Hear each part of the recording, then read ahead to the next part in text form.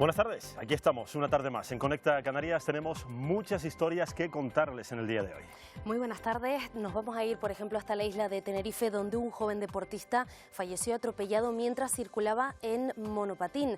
Vamos a hablar de la última hora, de todos los detalles, con nuestra compañera Luz Martín, que está en la isla de Tenerife. Luz, Conecta Canarias.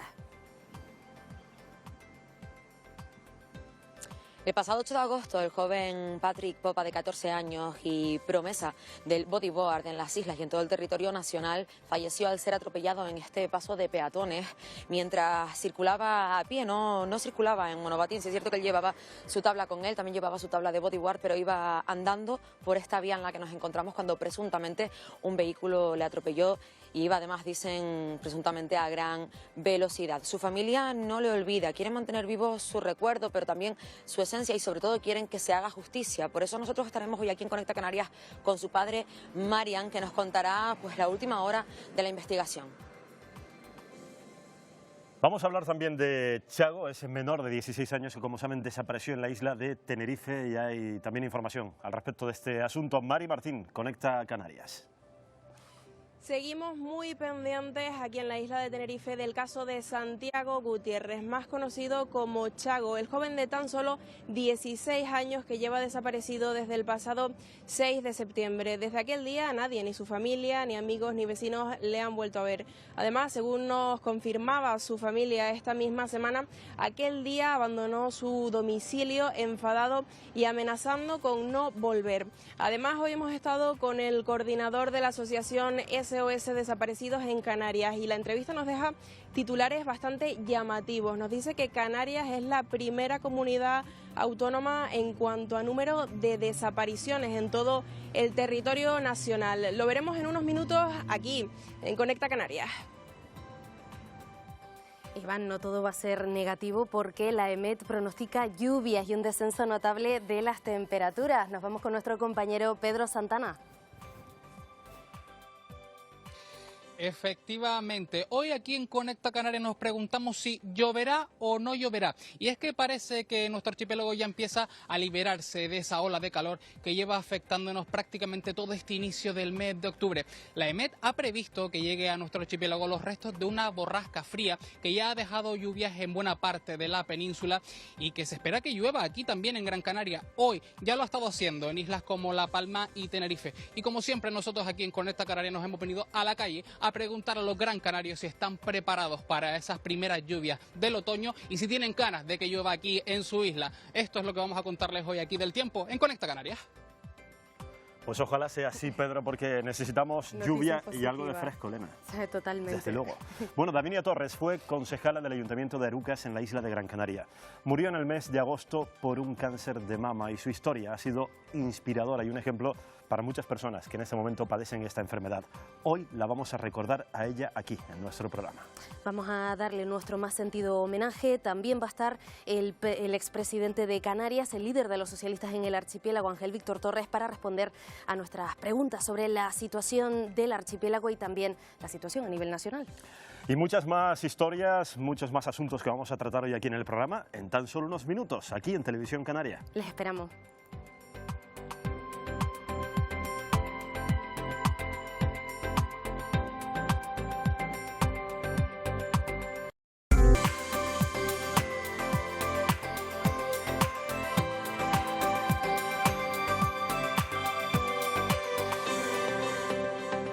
Hoy conoceremos a Caimo, marido de Davinia Torres, recientemente fallecida por cáncer de mama.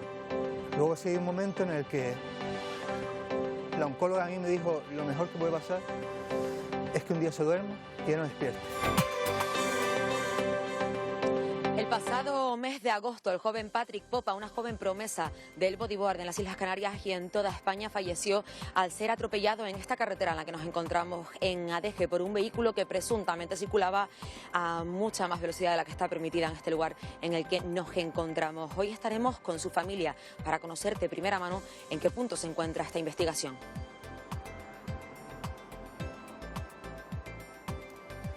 Muy buenas tardes, aquí estamos una tarde más en Conecta Canarias, día jueves 19, hoy tenemos un programa cargadísimo de contenidos y evidentemente vamos a ahondar a lo largo del programa en ese terrible suceso ocurrido en la isla de Tenerife.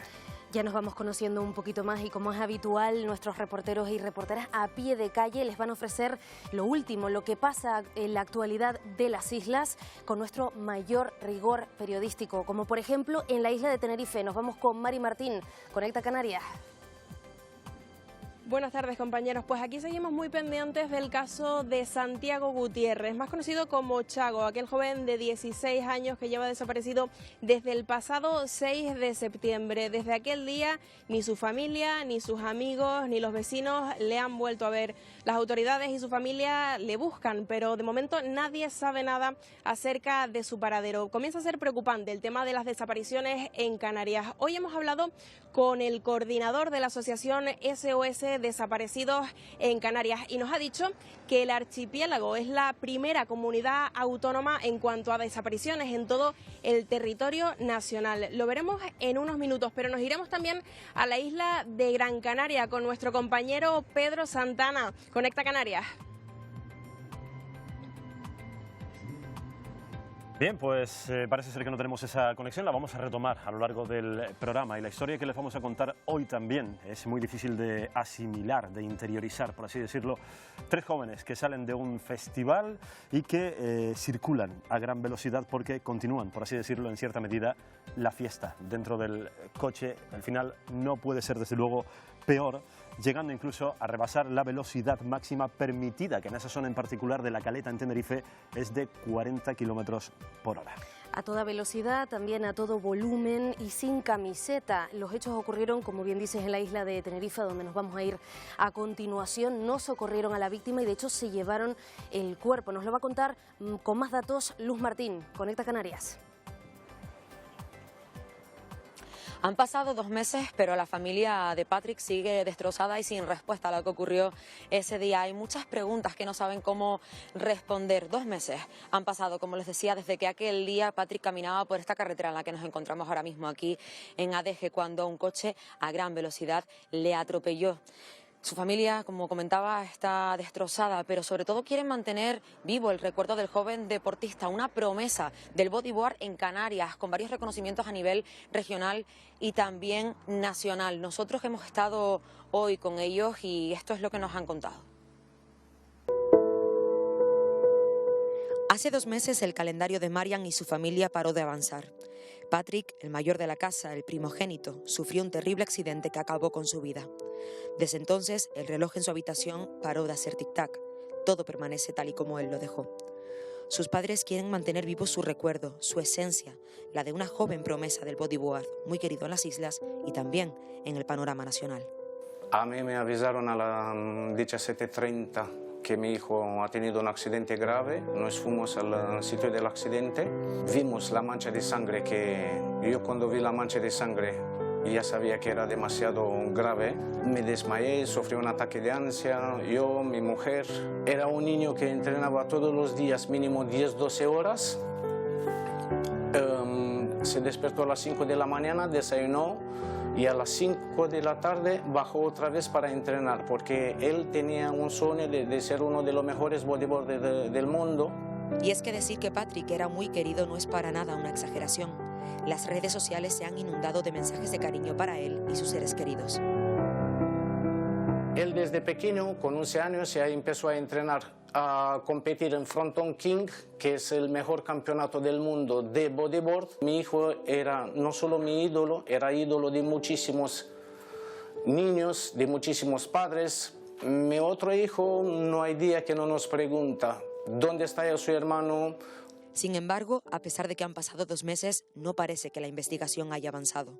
Fue difícil pensar que nuestro hijo no va a estar más en vida con nosotros, pero desde el momento que nos dimos cuenta que Patrick podía haber salvado la vida de otros 15 niños y donar sus órganos, que sus familiares sean felices, que puedan tener la sonrisa, no hemos dudado ni un minuto en hacer este gesto. Las operaciones que han hecho de donación fueron todo con éxitos. Ahora piden justicia para Patrick. Quieren que se tomen cartas en el asunto y que los culpables no salgan impunes. Lo acaban de escuchar en ese vídeo cuando decimos que Patrick era un joven muy querido, no exageramos. Fíjense cómo estamos ahora mismo rodeados de muchísimas personas que han querido estar aquí hoy con nosotros, pues para rendirle, podríamos decir, homenaje y sobre todo para pedir que se haga justicia. Vamos a hablar con su padre, con Marian, y Marian nos va a contar en qué punto se encuentra la investigación ahora mismo. De momento no sabemos en qué punto se encuentra la investigación, todavía no se acabó la investigación. La semana pasada nos enteramos que también el coche que era bajo investigación no se encuentra más en el depósito municipal. Fuimos a preguntar informaciones porque no se encuentra, nadie no quiere dar información. Pregunté si era posible recoger la mochila de mi hijo o el traje. Me han dicho que no me pueden devolver la ropa de mi hijo porque están bajo de investigación, pero no entendemos cómo ha podido salir un coche que estaba destrozado de un depósito municipal. También estamos aquí para preguntar por qué no existe una prueba antidroga cuando sabemos que por el protocolo, cuando hay un accidente con un fallecido, se tiene que hacer, la primera cosa que se tiene que hacer una prueba de alcoholemia y de droga. Y no existe la prueba antidroga. Tampoco no existe una analítica de sangre para ver si en este momento había consumido algún estupefaciente o no lo había consumido. Otra cosa de lo que no entendemos cómo puede pasar, que en el arco de 71 días todavía no sabemos nada. El sábado, cuando me fui a preguntar información por el accidente de nuestro hijo, me han dicho que si me voy otra vez más a la policía, me van a acusar de acoso, me van a denunciar de acoso. Que no me Algo que ustedes no entienden precisamente porque lo único que han pedido realmente es recuperar las pertenencias de su hijo. O información, si tiene alguna información por el accidente de nuestro hijo. No existe la prueba antidroga, no entendemos por qué los investigados no se han cogido declaraciones en los primeros momentos y se han dejado libres a casa por más de 27 horas. Y que no nos parece normal todas estas cosas. Además también me decías que parece evidente que no circulaban por esta vía a la velocidad que debe ser. Quiero ponerles en contexto a todos los que nos están viendo. Moisés, no sé si puedes, por favor, seguirme un momentito y enseñar cómo la carretera viene desde allá arriba. Este tramo hay que realizarlo a 40 kilómetros por hora. Hay un ceda al paso justo allí encima de la rotonda. Ceda al paso que muy probablemente, nos decía el padre de Patrick, se habrían saltado porque era imposible que llegasen hasta este paso de peatones y no viesen a Patrick, un joven que medía 1,80 m y que además llevaba consigo una tabla de bodyboard, su mochila, sus aletas. Y las personas que la atropellaron alegaron haber visto sutilmente una sombra. No solo esto, la primera preocupación del conductor y de los otros ocupantes del vehículo a bajar del coche no fueron ni de llamar los servicios de emergencia al 112, ni de socorrer a mi hijo, fueron de quitar las cosas de en medio de la calle para despistar la investigación. Nosotros tuvimos la ropa de nuestro hijo en casa por aproximadamente una semana. Después la policía nos los pidió que lo entregamos, porque la preocupación de ellos era de despistar la investigación.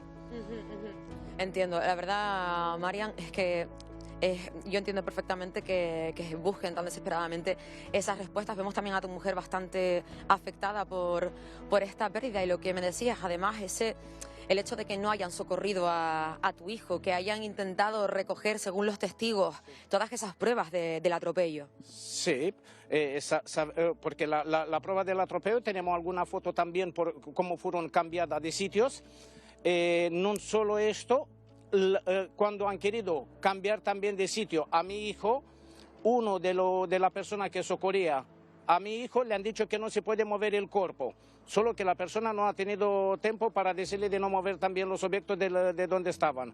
Como podéis ver, desde el sitio del paso de peatón hasta donde está el sangre de mi hijo en el suelo, son más de 15 metros. En 15 metros no han hecho 1 centímetro de freno. No han hecho 1 centímetro de freno, no existe freno, está escrito, la gente lo han visto que estaban con música a tope, a alta velocidad, existen vídeos de la cámara de la zona que lo han visto a cierta velocidad. Vale, en una zona... Si quieres acompañarnos, Marian, mientras podemos enseñar, si quieres, precisamente esos 15 metros de recorrido para que también la gente que nos está viendo entienda un poco a qué te refieres con que era imposible que fuesen a 40 kilómetros por hora. Al fin y al cabo, el paso de peatón está aquí. El pase pedonal, mi hijo venía del otro lado, estamos siguiendo y podemos contar 1, 2, 3, 4, 5, 6, 7, 8, 9, 10, 11, 12, 13, 14, 15, 16 metros hay. 16 metros de distancia, exactamente. No hay un centímetro de freno. Es que pedimos, por favor, que nos entregue el coche, que lo entregue otra vez el coche en el depósito municipal para que nuestro perito pueda hacer sus pruebas y demostrar la velocidad, a qué velocidad iba el coche. Porque a 40 kilómetros tú no te puedes llevar un niño de 1,80 m con 62 kilogramos, no te lo puedes llevar por más de, darle un golpe por más de 15 metros. Imagino que habrán visto durante esta conexión la imagen de ese vehículo. No lo sé exactamente porque la verdad es que ahora mismo no tengo acceso a la pantalla, como pueden entender, pero lo cierto es que la imagen es bastante impactante y se ve de hecho como ese vehículo tiene un golpe muy fuerte en la parte derecha delantera. La parte derecha del capot y la parte derecha del cristal. El impacto que ha tenido nuestro hijo contra el cristal fue... Entiendo perfectamente. Si quieren realmente acompañarnos, chicos, y volver a estar aquí con nosotros para poder despedir esta conexión con todas las personas que han querido acercarse hoy aquí, que son una pequeña representación, una muy pequeña representación realmente de toda la gente que quería tantísimo a tu hijo Patrick, Marian. Vale, muchísimas gracias a todos vosotros, a todos los amigos de Patrick, a todos los que nos intentan de apoyar, si se puede apoyar en casos como estos. Gracias a los servicios sanitarios de Hospital Candelaria. Esperamos que se haga justicia en este caso. Además, un servicio que me decías también esta mañana cuando estuvimos hablando, que se portaron de una forma ejemplar con todos ustedes y que les impactó mucho también ver cómo todos querían tanto a tu hijo. A nuestro hijo nos impactó muchísimo, nos ayudaron muchísimo, estuvieron con nosotros 48 horas en todo el momento, siempre con nosotros. Y además nos apoyaron muchísimo cuando nosotros hemos decidido donar todos sus órganos, que han ayudado más de 15 niños a tener una vida como tendrían que tener, como tenía que tener, haber tenido mi hijo también. Una importantísima labor por tu parte, por parte también de tu mujer, que está también aquí con nosotros. De verdad, muchas gracias por estar con nosotros hoy aquí en Conecta Canarias. Solo puedo desearles de corazón que encuentren todas esas respuestas que están buscando y cualquier cosa que necesiten saben que pueden contar con nuestro equipo, ¿vale? Muchísimas gracias. Gracias compañera, gracias Luz y gracias también a esa pequeña representación, como bien nos ha comentado, de toda la familia de Patrick. Esperemos que se resuelva lo antes posible. Y mientras vamos a retomar con nuestro compañero Pedro Santana, que ahora sí está listo para darnos esa buena noticia de hoy. Bueno, vamos a esperar si es una buena noticia, porque hoy nos vamos a preguntar aquí en Conecta Canarias si lloverá o no lloverá. Parece que nuestro archipiélago empieza a despedirse ya de esa ola de calor que hemos estado sufriendo desde principios del mes de octubre, y la EMET ha anunciado que podría llegar a nuestro archipiélago los restos de una borrasca fría que ya han dejado lluvias en la península y que podrían dejarla también aquí en nuestras islas, en nuestro archipiélago. Y como siempre hemos salido a la calle para preguntarle a los canarios si están preparados para esas primeras lluvias del otoño y si tienen ganas de que llueva, aunque ya les digo yo, compañeros, que no tengo muy claro si lloverá o no lloverá.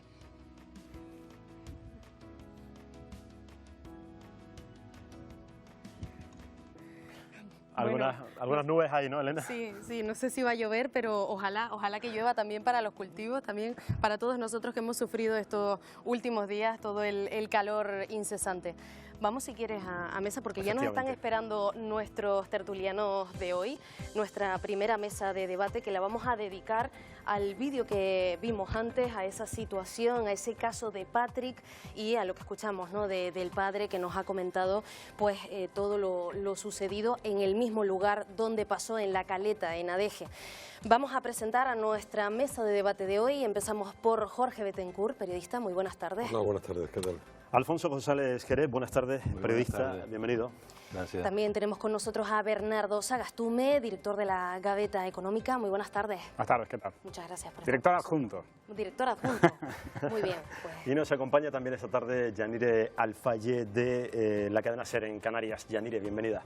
Buenas tardes, encantada. Gracias por estar aquí. Lo primero, desde luego, que queremos hacer es contar con una impresión de nuestros invitados, como decía Elena, acerca de esta enorme tragedia y esa familia que en este momento pues intenta lo que haría cualquiera de nosotros, intenta encontrar respuestas. Yanire. Absolutamente sobrecogedor y creo que planea, al menos en la familia, la duda de que haya negligencia policial. Yo no me explico cómo puede morir un menor y no haber una prueba de drogas en caso de un atropello. También me parece que hay bastante desinformación en la familia. Y cuanto menos tiene que haber algo que ha fallado, ¿no?, en el protocolo de actuación de las autoridades para que haya tantas dudas todavía desde el 8 de agosto.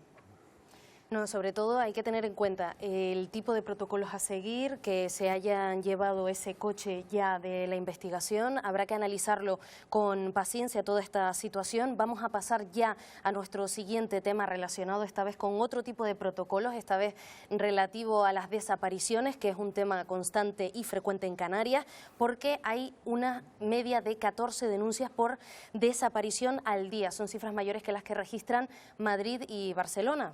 Bueno, pueden comparar con nuestra población en Canarias y no tiene que ver la franja de edad porque bueno, puede pasarle a cualquier persona. SOS Desaparecidos va a facilitar esa resolución de los diferentes casos, aunque como decimos es un problema que se está agravando en las Islas Canarias. Nos vamos con Mari Martín, Conecta Canarias. Preocupa el tema de las desapariciones, compañeros, en el archipiélago. Canarias es la primera comunidad autónoma en el territorio nacional en cuanto a número de desapariciones. Hoy hemos hablado con el coordinador de SOS Desaparecidos en Canarias y nos lo ha confirmado. Vean lo que nos cuenta. Sobre el caso de Santiago Gutiérrez, comentar que en los primeros momentos pues no nos llegó de forma directa a SOS Desaparecidos, nos llegó a través de las redes. Siempre estamos a disposición de la familia, nosotros colaboramos y estamos siempre con una escucha activa para lo que puedan necesitar los familiares de una persona desaparecida. Pueden ponerse en contacto con nosotros a través de nuestras redes sociales, Facebook, Twitter, Instagram y a través de los teléfonos que atendemos 24 horas, 365 días del año. Una desaparición voluntaria puede terminar en involuntaria. Tengamos en cuenta que una vez estamos ahí fuera, en nuestra sociedad estamos expuestos a una serie de riesgos que lógicamente nos exponemos a ellos y en el caso de ser menor pues estos riesgos aumentan. Yo solamente espero de que el chico esté bien y que pueda estar pues, protegido por algún adulto o por alguien que le esté dando, vamos a decir, protección en su casa, pero que no se olvide de que el proteger o arropar a una persona que se encuentra desaparecida y en este caso menor es un delito. El caso de Chago es uno de los últimos que hemos conocido, pero no el único.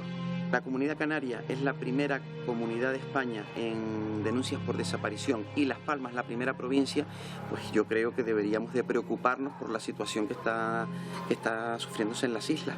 Están desapareciendo inicialmente muchas personas y por parte de los agentes que componen en los distintos sectores de nuestra sociedad, pues deberíamos de hacer un estudio y ponernos a trabajar en este tema.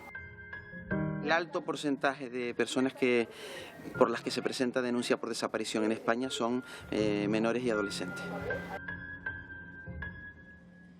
Bueno, pues ya lo han oído. Preocupan esas cifras de desaparecidos en el archipiélago. Lo comentábamos al inicio del programa. Seguimos muy pendientes del caso de Chago Gutiérrez, el joven de 16 años que desapareció en Taco, en La Laguna, el pasado 6 de septiembre. Su familia y sus amigos le buscan. Y hoy precisamente tenemos a nuestro lado a uno de esos amigos de Chago. Él es José Acorán Guanche. José, Acorán, ¿cómo quieres que te llame? Acorán mismo. Buenas tardes. Muchas gracias por acompañarnos. Cuéntanos, bueno, ¿qué tipo de relación tenías tú con Chago? ¿Desde cuándo no lo ves? Yo la verdad que no lo veo de 2 o 3 días cuando desapareció, sobre los 3 o 4 días, sobre esa semana más o menos.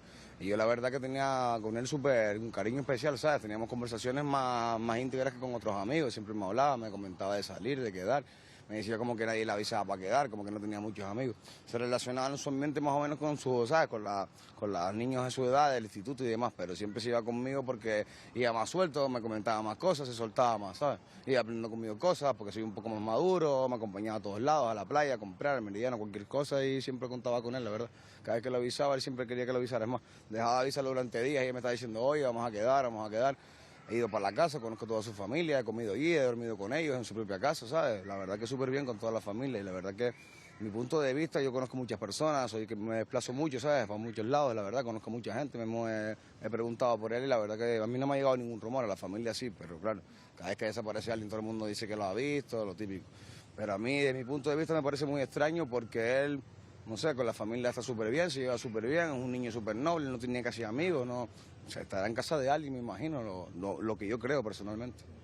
Corán, nos decías que te extraña mucho esta situación. Él nunca había presentado pues ningún indicio para tomar este tipo de... Más bien él me había dicho sí, más bien sus cositas, como no tenía muchos amigos, me comentaba de vez en cuando, no tengo muchos amigos, como nadie me quiere, no sé qué, no sé cuánto, pero nunca, ¿sabes? Nunca nada raro, la verdad. Además, él me da muchos consejos, porque yo también tengo cosas, tengo trabajo, tengo hijos, tengo familia, y él me da consejos, ¿sabes? Siempre me ha apoyado, era como un apoyo para mí también, ¿sabes? Y desde aquel día, entonces, no sabes tampoco nada de él, nada acerca de su paradero. La verdad es que nada, yo hablé con la madre personalmente por el Facebook, ¿sabes? Me contó más o menos la versión de ella de verdad, porque yo había escuchado cosas, pero no hablé directamente con sus familiares y demás, y eso, me habían dicho como que se había levantado un día, cruzado y tal, y había dejado su pertenencia, lo habían visto, pero yo pensaba que al tercer día como mucho iba a llegar a su casa, ¿no? Como a lo mejor se habrá ido enfadado, cualquier cosita, como somos personas, no... Pero yo pensaba que a los 3, 4 días va a estar en la casa y ya va para 2 meses y poco, la verdad. Corán, si Chago nos estuviera viendo en estos momentos, ¿qué mensaje le lanzarías y qué le dirías también a la ciudadanía en caso de que le viera? Yo le diría que aquí va a tener un amigo para toda la vida, ¿sabes? Hablando de mí principalmente, porque me están entrevistando a mí, que él me lo llevaría a todos los lados como siempre he sido y que su familia está muy preocupada, sobre todo la familia que es la que está personalmente más allegada a él y es la que estaba afectada, la verdad. Bueno, pues muchísimas gracias a Corán, ya lo han oído, este es el testimonio de uno de los amigos más íntimos del joven Chago Gutiérrez, que continúa desaparecido. Nosotros aquí en Conecta Canarias vamos a seguir muy pendientes de cómo avanza este caso. Gracias, Mari. Pues así será, desde luego los datos son absolutamente sorprendentes. Solo en el año 2022, 5.100 denuncias en el archipiélago por desapariciones. Absoluta empatía con todos esos familiares que en este momento lo están pasando mal. Ojalá encuentren pronto a sus seres queridos. Bueno, y como Chago, sobrecogedoras historias, y la pregunta es, ¿se resuelven, se llegan a resolver estos casos? Porque también existe la desesperanza entre los familiares, esa situación de angustia, de incertidumbre. Vamos a empezar nuestra mesa de debate. Jorge Betancourt. Hola, ¿qué tal? Bueno, vamos a ver, un altísimo porcentaje de las desapariciones de personas y de jóvenes son voluntarias, ¿no? Y se suelen resolver con el regreso de esas personas. Solo un pequeño porcentaje, un 0,3, un 0,4% son forzosas, ¿no? Pero claro, sigue siendo el dato en el caso de Canarias es que es alarmante. Es que tenemos 5.000 desapariciones de 26.000 que hubo el año pasado en todo el Estado español, ¿no?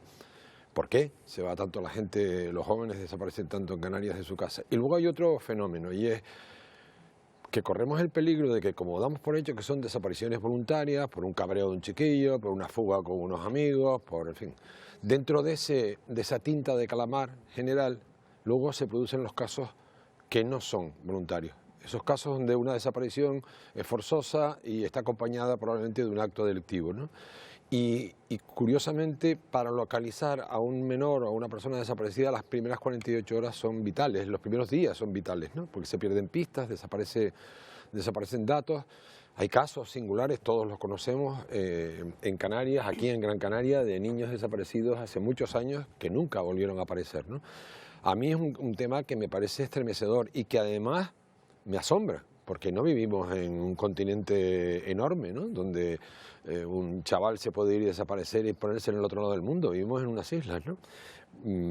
Pero es un tema al que se le presta muy poca atención. Yo creo que una de las pocas veces que lo he visto en un programa de televisión, ¿no? No sé si se han mejorado los protocolos, si hay más gente y más fuerzas de seguridad interviniendo en estos casos, pero me da que en muchos casos actúa la falsa creencia de, no, bueno, este chaval seguro aparece dentro de 4 o 5 días porque se fugó con unos amigos, ¿no?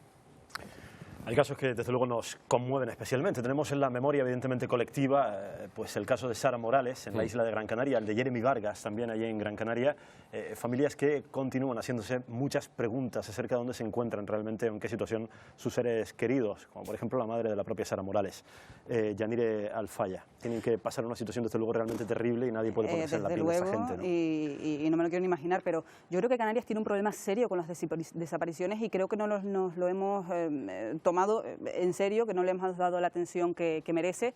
Que se registren el año pasado 5.000 denuncias por desapariciones no es cualquier dato, significa que al día se presentan 14 denuncias y Jorge decía, la inmensa mayoría vuelven, ¿no? Aparecen. Pero es que acabamos el año 2022 con 700 denuncias por desaparición activa. Me parece un dato inquietante porque esto no es la península en la que podemos coger una guagua, un tren y desaparecer, ¿no? Y quizás se nos pierde la pista de forma más rápida o más profunda. Eso en lo global. En lo particular de los menores, yo quiero destacar una realidad que vienen denunciando años SOS Desaparecidos y es la cantidad de veces que hay chicos tutelados por las comunidades autónomas en centros de menores que se escapan de esos espacios, ¿no? Creo que no es una realidad asumible que un chico se escape de un centro 15 o 20 veces en el periodo de tiempo que sea. No es asumible porque aunque sea menor de edad y tenga un problema conductual, está tutelado por mayores de edad y por una comunidad, por una institución.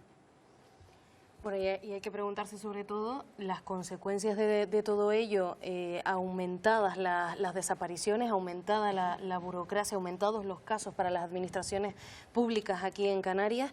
¿Cómo se puede solucionar toda esta situación? Bernardo Sagastume. Bueno, pues yo me hubiera gustado oír más a la gente todavía de SOS Desaparecidos porque son los que están cerca de estos casos y que nos pueden aportar algo de luz para saber, de acuerdo a su experiencia, cuáles son quizá los puntos en común que puedan ellos trazar entre todos los casos que han conocido, ¿no?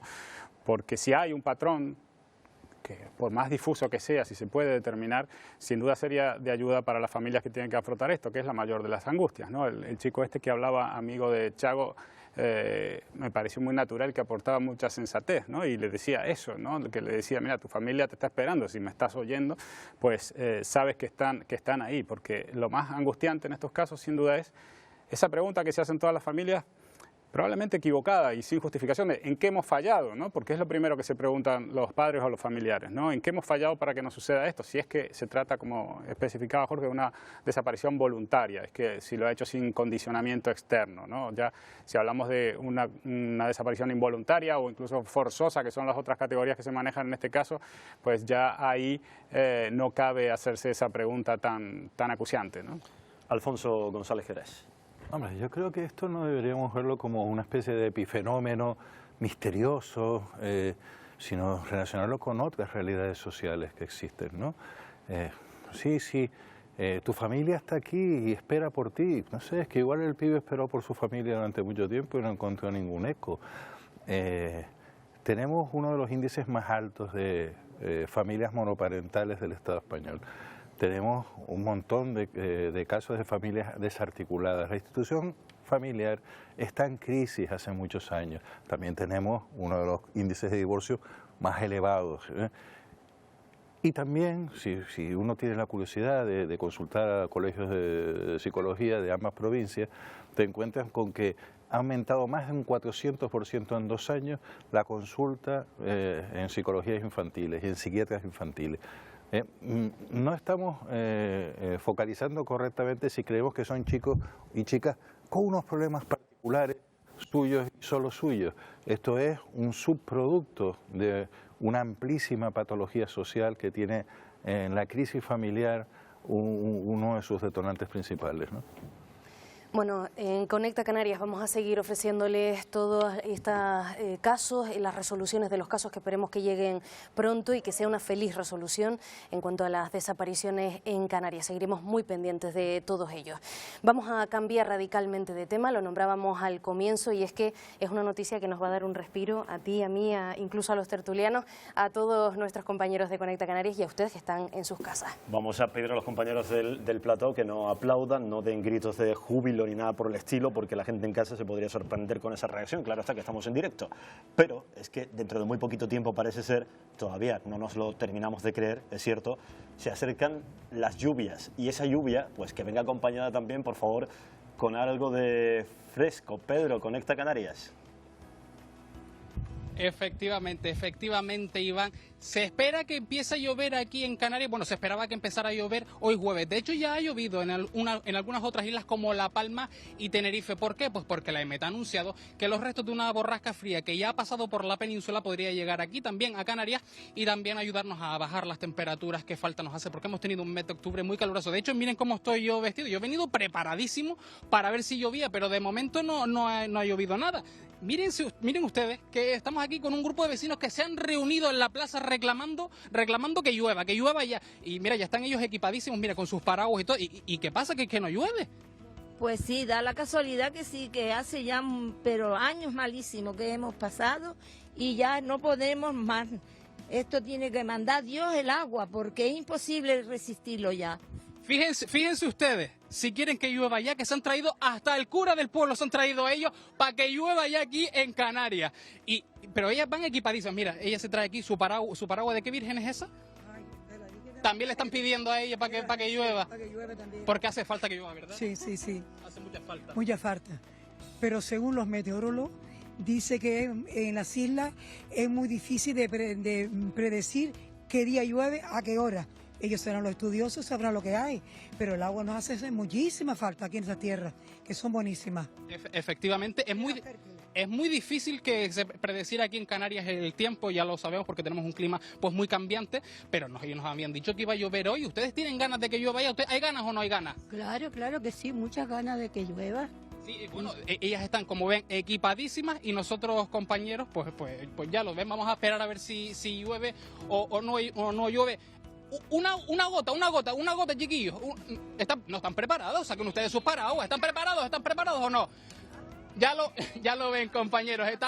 Está la gente en Canarias preparadísima para que llueva. Y nosotros también aquí en Conecta Canarias. Pero qué maravilla, Pedro. Pues sí. Y encima has conseguido a todo el pueblo, hasta el cura. Pedro, ¿pero qué llevas? Cuéntenme, compañeros, cuéntenme. ¿Pero llevas ya el chubasquero? ¿Llevas un EPI sanitario? ¿Qué te has puesto?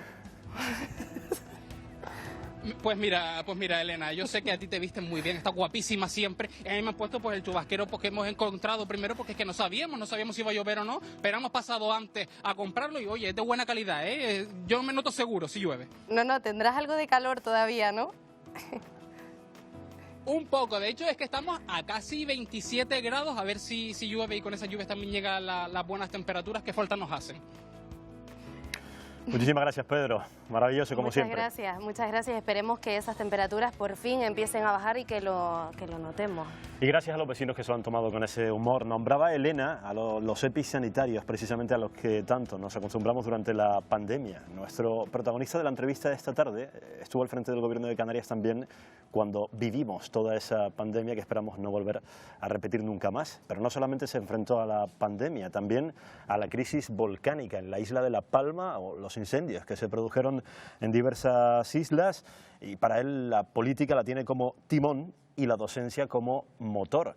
Me van a permitir esa muletilla que siempre dice que nuestro siguiente invitado no necesita presentación, pero es que en este caso, pues también es el caso, en el caso del expresidente del Gobierno de Canarias, Ángel Víctor Torres, que nos acompaña hoy aquí en Conecta Canarias. Señor Torres, muchísimas gracias por aceptar nuestra invitación esta tarde aquí en el programa. Tenemos muchas preguntas que formularle. Y básicamente quería comenzar pues con un pequeño balance de lo que está haciendo en este momento la gestión pues tanto de Coalición Canaria como del Partido Popular al frente del Gobierno de Canarias. Bueno, este fin de semana, domingo, lunes, hay alguna duda, se cumplen los 100 primeros días del nuevo Gobierno de Canarias. Bueno, hay que darle tiempo, no son 4 años todo lo que es la legislatura, pero la realidad es que en estos primeros 100 días ha sido una decepción. ¿Y por qué afirmo tal cosa? Porque en la campaña electoral nos dijeron que si gobernaban bajarían inmediatamente, por ejemplo, el IGIC del 7 al 5 y no se ha bajado. Si le parece, señor Torres, dejamos ahí la palabra en el aire. Decepción para usted, el nuevo Gobierno de Canarias, y luego explicaremos por qué. Va a ser después de la publicidad. Enseguida regresamos. Hasta ahora.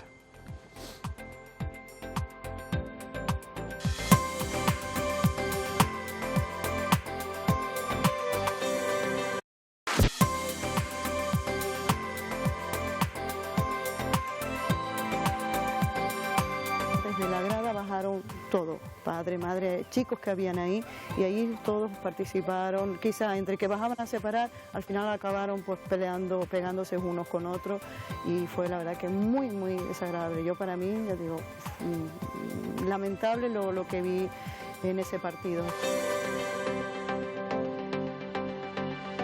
6 y 28 minutos de la tarde y seguimos aquí en Conecta Canarias. Antes de pasar a la publicidad presentábamos a nuestro invitado de hoy, que fue precisamente presidente de esta comunidad autónoma en el último mandato, Ángel Víctor Torres. Gracias de nuevo por acompañarnos esta tarde. Gracias. Definía usted como una auténtica decepción este nuevo gobierno de Canarias con Coalición Canaria y el Partido Popular al frente, y nos contaba por qué. Sí, primero porque prometieron bajar los impuestos y lo que han hecho es un decreto ley, que es un mecanismo extraordinario y urgente para quitar el impuesto a quien hereda más de 300.000 euros. Eso no llega a casi ningún canario. Apenas a 6.000 canarios que reciben una herencia de más de 50 millones de las viejas pesetas, ¿no? Y el otro decreto ley, pues para controlar la radiotelevisión canaria. Es decir, no hay ninguna medida para la mayoría de los canarios, y además a todo ello se le suma que es el gobierno que frente al gobierno anterior, frente a mi gobierno, es el que más aumenta en cargos públicos, cerca de 40 altos cargos más. ¿Qué sentido tiene eso? Dice que no hay dinero, pero sin embargo aumentan en casi 40 cargos más. Llamativo, ¿no?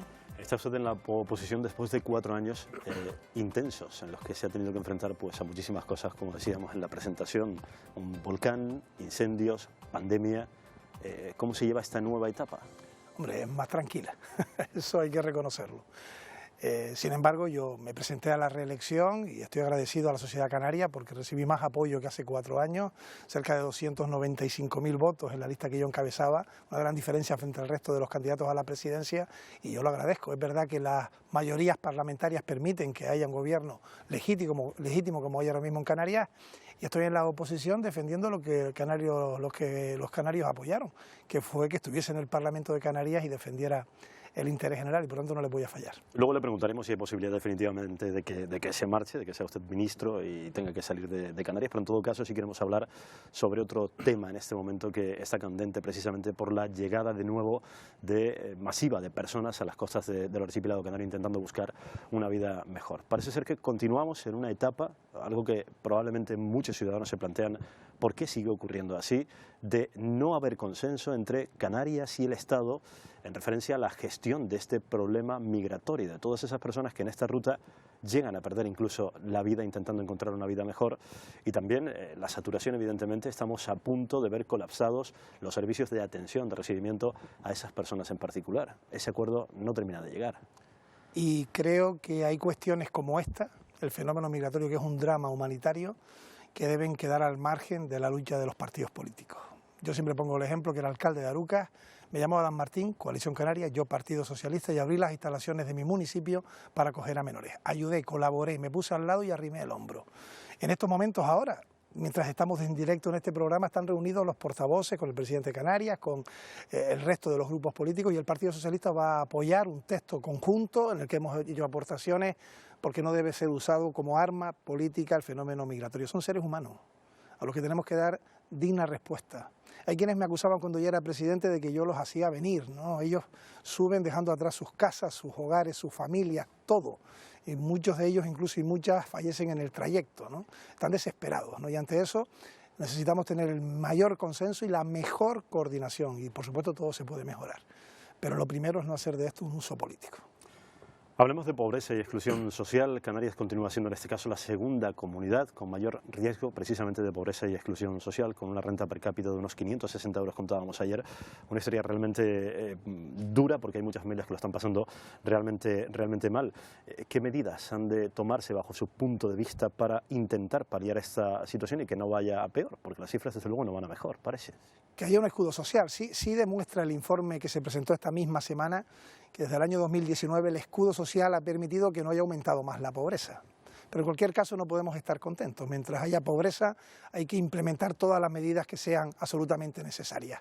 Nosotros le hemos requerido al actual Gobierno de Canarias que, por ejemplo, hubiese tomado decisiones para esa mayoría social, tocando, por ejemplo, el tramo del IRPF autonómico, tomando paquetes fiscales para las familias que tienen mayores necesidades, buscando mecanismos, ¿no?, diversos que los hay. Indudablemente lo más importante es que se invierta, y en ese sentido lo reconocía en este caso esa asociación independiente que en los últimos años, entre los años 19, 20, 21, 22 y 23, las cosas han evolucionado un poco a mejor, en el sentido de que hemos bajado la tasa de pobreza, pero aún hay mucho que hacer y mucho camino que recorrer al respecto. En todo caso son muchos factores. También ahora la presión de la cesta de la compra, una de las más caras del conjunto del Estado y que complica la vida todavía más a los ciudadanos, ¿no? Y que no termina de solucionarse con ningún partido político en el gobierno. Es decir, no, es complicado, porque además depende de la situación internacional y tengo que reconocer que vivimos un momento de gran incertidumbre. Lo que está pasando en Oriente Próximo, la invasión de Ucrania que no acaba, todo eso afecta a la cesta de la compra, a la inflación, a la conectividad, a los productos que llegan a Canarias y nosotros estamos a 2.000 kilómetros del continente. Y por lo tanto tenemos mayor afección. Aquí todo es más caro. Por eso tenemos un régimen económico y fiscal y tiene que ser respetado por la Unión Europea. Pero sí es cierto, la cesta de la compra se ha incrementado, las hipotecas están disparadas y por tanto hay que tomar decisiones y medidas al respecto para esas familias que lo sufren. Me gustaría dejar sobre la mesa el último barómetro sanitario del SIS en particular, que bueno, refleja que los canarios no están precisamente contentos en general con la sanidad, sobre todo en la atención de un especialista o en la lista de espera en particular. De hecho, la puntuación es de 6 sobre 10 en nuestro sistema sanitario, es la segunda nota más baja de España, solo empeorada por los andaluces. En la lista de espera para un especialista, la media es nada más y nada menos que de 122 días, el segundo peor dato del país. Para las intervenciones quirúrgicas la situación es aún peor.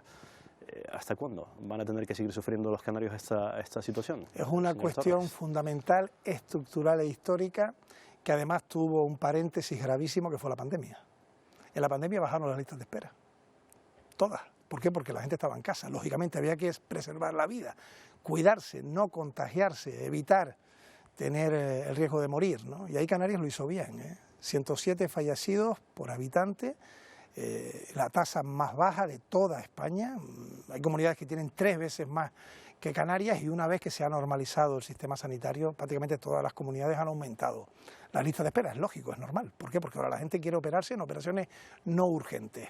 Ante ello, también todas las medidas que sean necesarias, apoyo económico, sanidad es la consejería que más aportación económica recibe de cualquier gobierno de Canarias, también cuando yo era presidente, también lo va a hacer con el actual gobierno de Canarias y es una cuestión lógicamente de recursos, de apostar por la sanidad pública y nosotros lo hemos hecho con nuevas infraestructuras en las distintas islas y espero que esos números también puedan mejorar una vez hemos salido de la pandemia.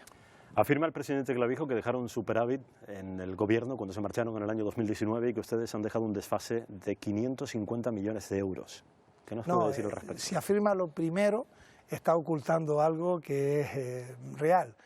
Cuando nosotros llegamos, y ahí están las declaraciones del entonces consejero de Hacienda, Román Rodríguez, había un desfase presupuestario, un agujero, si queremos llamarlo así, en sanidad y en otras áreas del gobierno. Eso ocurre siempre.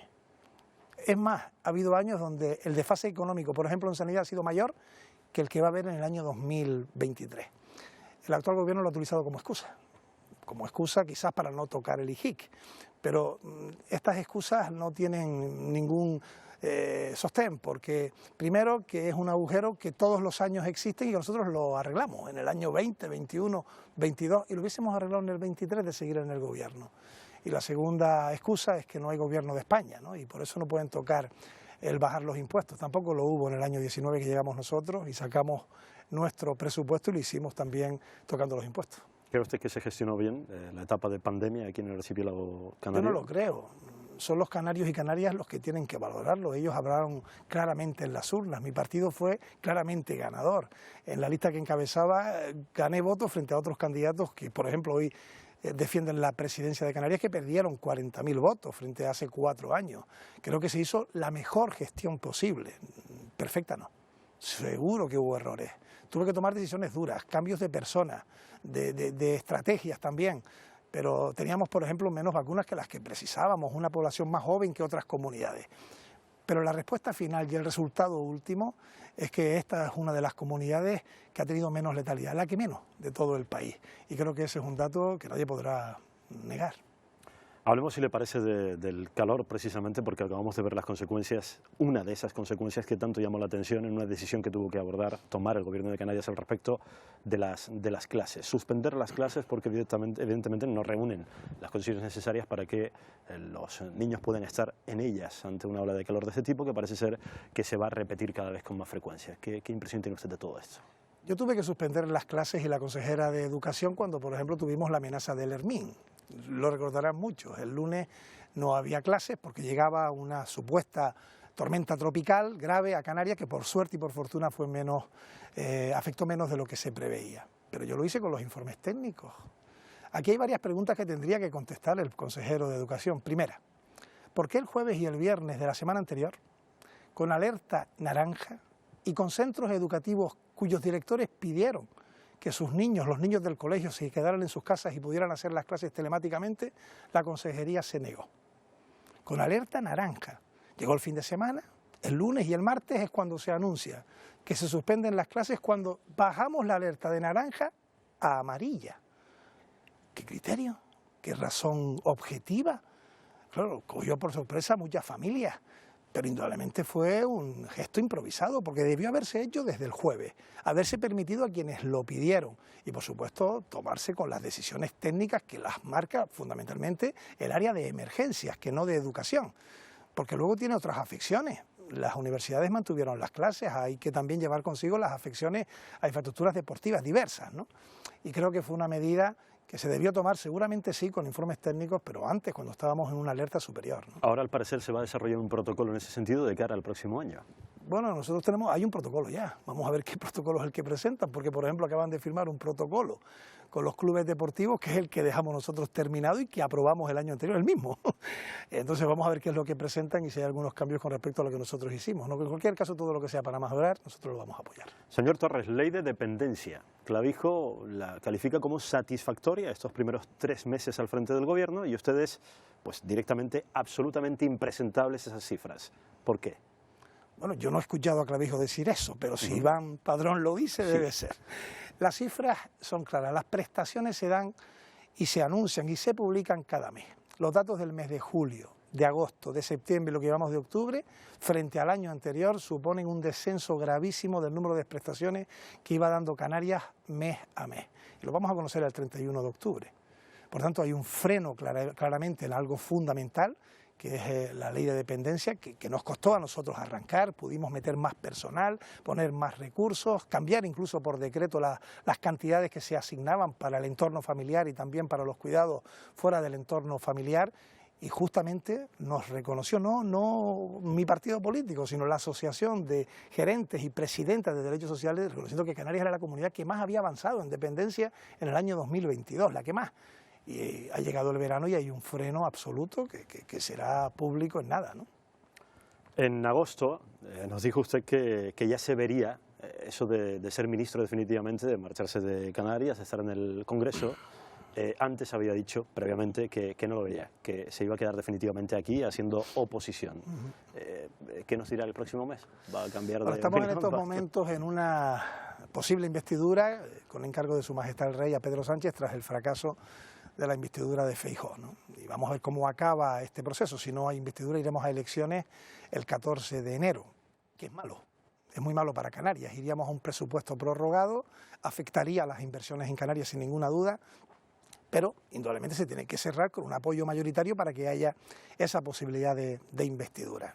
Y hay mucho barullo, ¿no? Que si la Constitución permite mecanismos que no la Constitución, vamos a dar tiempo al tiempo. Yo, cuando acabó las elecciones autonómicas, fui citado por mi secretario federal y presidente en funciones, hablé con él, le dije que entendía que mi lugar era Canarias, había posibilidad de ir al Congreso de los Diputados, al Senado, me he quedado con el grupo parlamentario, soy el presidente del grupo parlamentario, y el presidente es el único que tiene en la cabeza quiénes son o van a ser sus ministros o ministras, ¿no? Por tanto, habrá que esperar a que de su cabeza salga, si es presidente, y así lo deseo, quiénes son las personas que lo van a acompañar. Yo estoy contento de que hayamos tenido a Carolina Darias, a Héctor Gómez actualmente como ministros canarios, incluso Héctor Gómez se lleva a ser portavoz del grupo parlamentario socialista, nunca antes ningún canario lo había logrado, y tenemos aquí cantera y personas que puedan estar en esas altas responsabilidades de gobierno. sobre el futuro presidente del Gobierno del Estado. A buen seguro le van a preguntar en la mesa nuestros invitados, pero yo le voy a pedir que mire usted esta imagen que le va a mostrar. Primero, ¿se sufre mucho siendo presidente? Sí, yo recuerdo, por ejemplo, que hicimos 2 reuniones con los expresidentes cuando estábamos en la pandemia y Olarte me decía entonces, yo no querría encontrarme en tu pellejo. Mire su evolución. Y es un trabajo evolución de duro, Ángel sí. Víctor Torres desde que dejó de ser presidente y coger nervios. Bueno, el último se parece mucho a un primo mío, ¿no? Pero no es. Pero es tremendo, ¿eh? Pero sí es verdad que fue una etapa, ha sido la etapa más intensa, en la que menos se ha dormido de las que he tenido en política. También el mayor honor para un canario poder ser presidente de su comunidad. Y ahora lo estará sufriendo el actual presidente. Es una etapa dura, porque hay muchísimas circunstancias adversas a las que enfrentarse, ¿no? Yo conozco algunos alcaldes que en solo 3 meses han envejecido muchísimo, ¿eh? Sí. Es lo que nos pasa a nosotros también en nuestra profesión. Yo soy mucho más joven de lo que aparento. Se te nota además. Señor Torres, vamos a pasar a la mesa, si le parece. Allí están los compañeros periodistas para plantearle algunas preguntas que evidentemente se nos quedan en el tintero. Tome asiento, si lo desea, y enseguida nos vemos. Buenas tardes. Buenas tardes. Hola. ¿Qué tal? Buenas. Muchas gracias, señor Torres, por responder a nuestras preguntas, aunque yo creo que lo más complicado ahora será responder la de los tertulianos que tenemos hoy en mesa. Vamos a comenzar con la de Jorge Betancourt. Hola, ¿qué tal, señor Torres? ¿Qué tal, Jorge? Te doy la mano porque estamos lejos, pero virtualmente te la doy. Si no nos viéramos. A ver, a mí me pasa esto de reunión de pastores o ovejas muertas, ¿no? Se han producido varias reuniones en el Ministerio de Hacienda, se está discutiendo si en el año 24 desaparece eso que se ha llamado mediáticamente el escudo social, ¿no? Se retiran esos 6.000 millones de ayudas, el 0,3% del PIB, porque hay que ajustar las cuentas a partir del año 24 y empezar a regresar lentamente a la disciplina fiscal. Y claro, yo tengo una pregunta, hace nada salieron los datos AROPE con un desembolso de 2,5 billones de euros realizado por la Unión Europea, de los que España han tocado alrededor de 200.000 millones, un poquito menos si descontamos lo que tuvo que poner España como socio. Más una deuda pública de 1,5 billones que cerramos el año pasado en 1,5 billones, el 110% del PIB. O sea, con más pasta que nunca, seguimos igual que siempre. Es decir, hemos gastado lo que no está escrito para soportar las consecuencias de la pandemia, de la crisis económica que vino después, y sin embargo, la pobreza, por ejemplo, cayó 1,8 a nivel nacional y 1,6 en Canarias. Es decir, ha caído mínimamente con ese desembolso. ¿Qué va a ocurrir cuando se retiren las ayudas con servicios públicos petados, pensiones no contributivas al borde de la pobreza, crecimiento del empleo basado en el empleo público y que ahora tenderá a desaparecer? Vamos a hacer que las preguntas que no sean más largas que las respuestas, por favor. Señor Torres. Respondo de manera corta. Esas ayudas europeas estaban previstas, pero se tuvieron que adelantar por la pandemia. Había una propuesta de la Unión Europea, fundamentalmente para descarbonizar Europa y apostar por lo que se llamaba la transformación verde, que también afecta a los servicios sociales, pero la pandemia lo adelantó absolutamente todo y hemos tirado, lógicamente, de endeudamiento que hay que devolver, y eso es así. Y yo reconozco que la situación internacional es complicada. Lo que está pasando en Oriente Próximo agrava la situación de Europa con la invasión de Ucrania.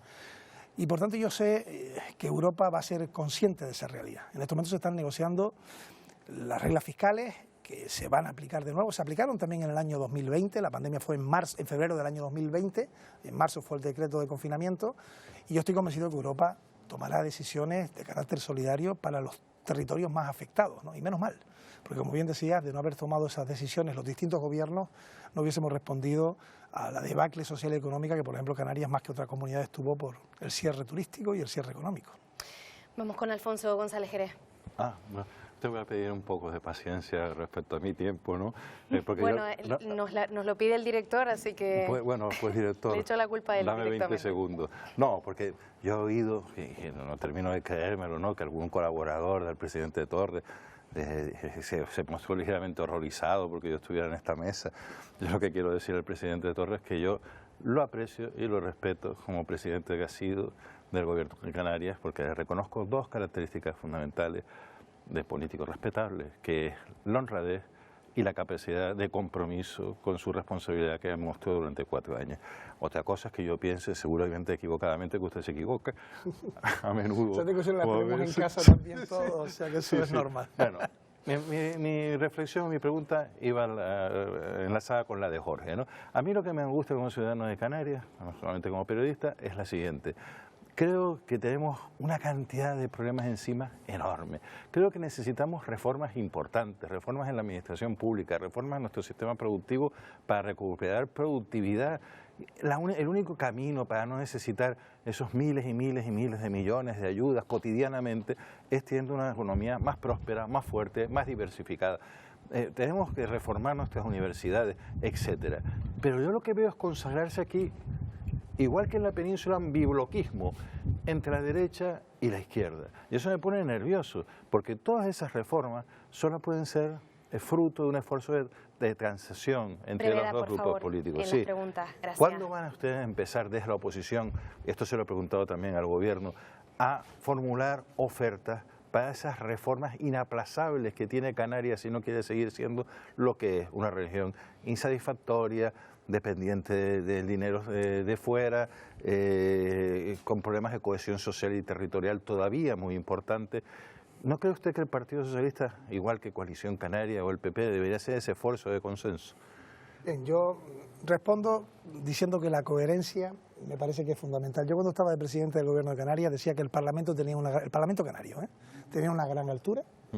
Y hoy que estoy en el Parlamento, en la oposición, mantengo lo mismo, tiene una gran altura. En estos momentos, antes lo decía, están reunidos los portavoces para sacar un texto, espero que sea unánime, sobre el fenómeno migratorio, que es una situación en la que todos debemos arrimar el hombro. Y el PSOE, el Partido Socialista, el Grupo Parlamentario Socialista va a apoyar ese texto en el que hemos hecho también aportaciones. Del mismo modo que a mí me apoyaron siendo presidente, por ejemplo, con el plan Reactiva y con medidas extraordinarias, porque estábamos con la soga al cuello, estábamos ahogados. La Comunidad Canaria perdió en el año 20 puntos de su Producto Interior Bruto. Sí. O sea, no hubo comunidad que tuviese ese daño. O sea, recibimos más dinero del Gobierno de España que nadie, teniendo mucha menos población que Madrid, Valencia y otras comunidades, porque fuimos los más afectados. Y yo estoy de acuerdo en que tenemos que intentar llegar a grandes pactos de Estado, en Canarias y en el Parlamento español. Parece que las circunstancias son complicadas, y en esto lo hemos visto con la investidura, con una primera moción de censura en España, que no se había dado nunca antes, con unas elecciones y con una polaridad y también presencia de pequeños partidos que son también claves. Pero creo que en Canarias, sinceramente, tenemos grupos políticos que están a la altura de lo que los canarios merecen, en el sentido de llegar a posturas de consenso y de acuerdo. Yanire. Yo soy muy disciplinada, le preguntaría por muchas cosas, se lo aseguro, pero me voy a ceñir y a ir a la actualidad de hoy. Se ha celebrado en el Senado la Comisión de Comunidades Autónomas, básicamente para que el PP pueda exhibir músculo contra la amnistía. Quiero preguntarle qué piensa usted de la amnistía y, sobre todo, si entiende el cabreo de mucha gente que votó al Partido Socialista y que no entiende el cambio de discurso antes de las elecciones y después desde la perspectiva de la amnistía. Vamos a lo de hoy. Sinceramente, lo de hoy no tiene ningún sentido. Vamos a ver, estamos en una decisión que ha tomado Su Majestad el Rey ante alguien que le ha dicho que tiene capacidad y posibilidad de conseguir la investidura, igual que hizo Feijóo, lo acaba de hacer Pedro Sánchez. ¿Por qué no dejamos, igual que se le dejó a Feijóo, que Pedro Sánchez intente conseguir las mayorías suficientes? Que haga el planteamiento que considere que va a estar dentro de la Constitución, y ahora hablaré de la amnistía. Y sin embargo el Partido Popular ha sido una obra de teatro en el Senado, y también Pérez Aragonés, una obra de teatro que no tiene nada que ver con el interés de los españoles. No tiene nada que ver, los españoles están preocupados porque les cuesta llegar a final de mes, porque hay problemas diversos en cuanto a conseguir un empleo y mantenerlo, que sea de calidad, y que están preocupados por la lucha contra la violencia machista, muchas cuestiones. La amnistía es una cuestión que puede preocupar, indudablemente. Mi posición al respecto, estamos hablando de algo que no se conoce. Y lo increíble es que haya personas que opinan de lo que no existe. Eso es poco razonable, ¿no? Primero vamos a ver si... Es un problema que no conozcamos el contenido de las negociaciones. Pero cuando se conozcan habrá tiempo de opinar. Cuando se conozca qué texto Cuando ustedes lo hagan habrá tiempo de opinar. Y seguro que muchos que hasta ahora han dicho que nada, imposible, dirán, pues es un texto, si se presenta, que puede llevar a la convivencia de nuestro país, que hoy este país es un país en el que mejor hay convivencia que cuando el 1 de octubre, eso sin ninguna duda. El independentismo ha tocado fondo y ha caminado en comunidades como el País Vasco o Cataluña una convivencia mayor, y ahí están las elecciones, que es lo que lo demuestra, es el termómetro. Y cuando esté ese texto hablemos. Mi opinión es que cuando se tenga ese texto estoy convencido que estará dentro de la Constitución. absolutamente. Hubo una amnistía en el año 77, es verdad que motivada por un cambio de régimen, llega la democracia. No podía haber torturados, ni torturadores, ni torturados, y si eso se da, repito, creo que mucha gente cambiará su opinión. Entre tanto, lo de hoy creo que ha sido más una puesta en escena del PP. Bernardo Sagastume, vamos a dejarle que pregunte. Sí, mire, estamos, como usted sabe, en una época extraña donde se declaran emergencias, cada 2 o 3 días emergencias de algo, ¿no? Y observatorios. Y observatorios a tales fines. Pero hay una de esas emergencias que parece apuntar directamente a su gobierno, ¿no? Porque hay otras sobrevenidas como las vinculadas a la inmigración. Y es la emergencia energética, ¿no? Da la impresión de que tenemos esto manga por hombro, que lo que pasó en La Gomera puede pasar en cualquier otra isla, que los ceros energéticos que ha habido en Tenerife y que han costado tanto dinero y tantos pesares a una amplia capa de la población, pues se pueden repetir en cualquier momento. ¿Han sido 4 años mirando a los celajes o realmente el señor Balbuena ha hecho algo, digamos, considerable para evitar esta situación de emergencia energética? La sensación que tenemos es que se apostó mucho por el discurso, por decir que las renovables están muy bien, que nadie lo va a negar, son recursos interesantes, pero que lo básico, lo que nos da energía todos los días, no se atendió. ¿Usted cree que esto es un ataque meramente político a su gestión, a lo que hizo el señor Balbuena? ¿O cree que, sé que estoy aspirando a demasiado, que haga usted un mea culpa, ¿no? Sé que eso es demasiado pedir en un político, pero me gustaría que hiciera una reflexión sincera. A mí me alegra muchísimo su pregunta. Mire, todo esto se produce por una ley que modifica el Gobierno de España en el año 2013, siendo ministro de Industria José Manuel Soria, que retira las competencias a las comunidades autónomas.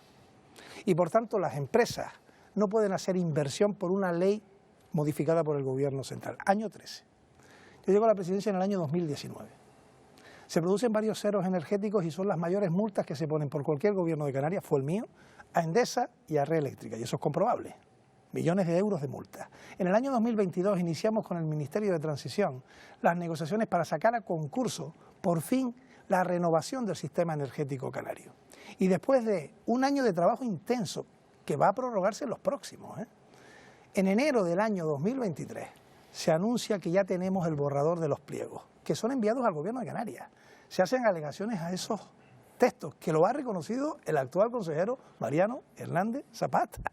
Y que se produce, sí, un cero energético en La Gomera, y a partir de ahí, pues yo me alegro que cuestiones que a nosotros nos ponían algunas pegas, como por ejemplo un concurso express, ahora pueda salir. Vamos a ver cómo camina.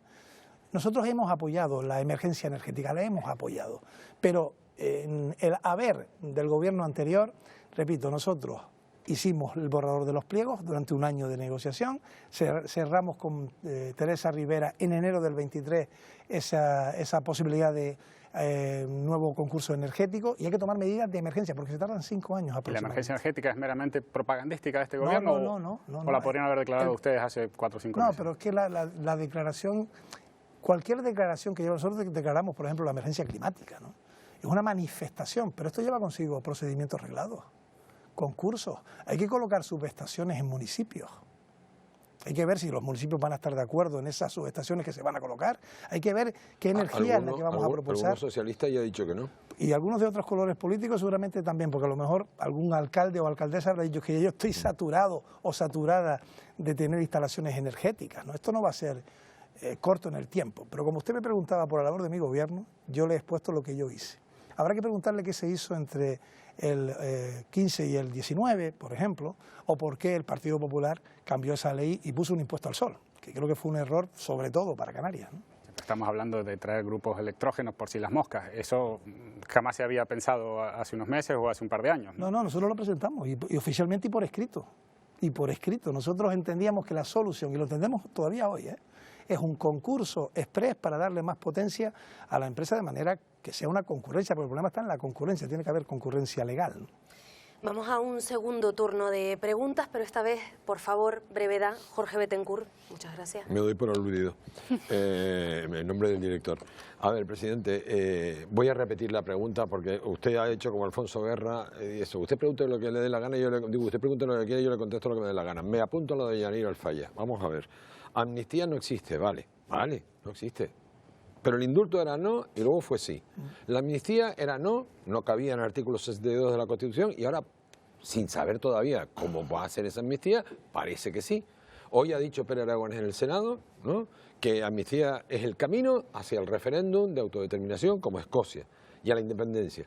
Yo me gustaría que se mojara. ¿Ese camino lo va a apoyar Canarias? No, la autodeterminación y la independencia no lo apoyará nunca el Partido Socialista Obrero Español. Los indultos en un momento determinado fueron precisos, siempre se han dado indultos a políticos, indultos a empresarios, indultos a personas normales a lo largo de toda la historia y todos los gobiernos, y esos indultos, incluso desde el punto de vista electoral, no fue un castigo que luego recibió el partido que los hizo, que fue el Partido Socialista, que ganó casi 1 millón de votos más en las elecciones generales. Yo me mojo claramente. Autodeterminación e independencia no va a haber.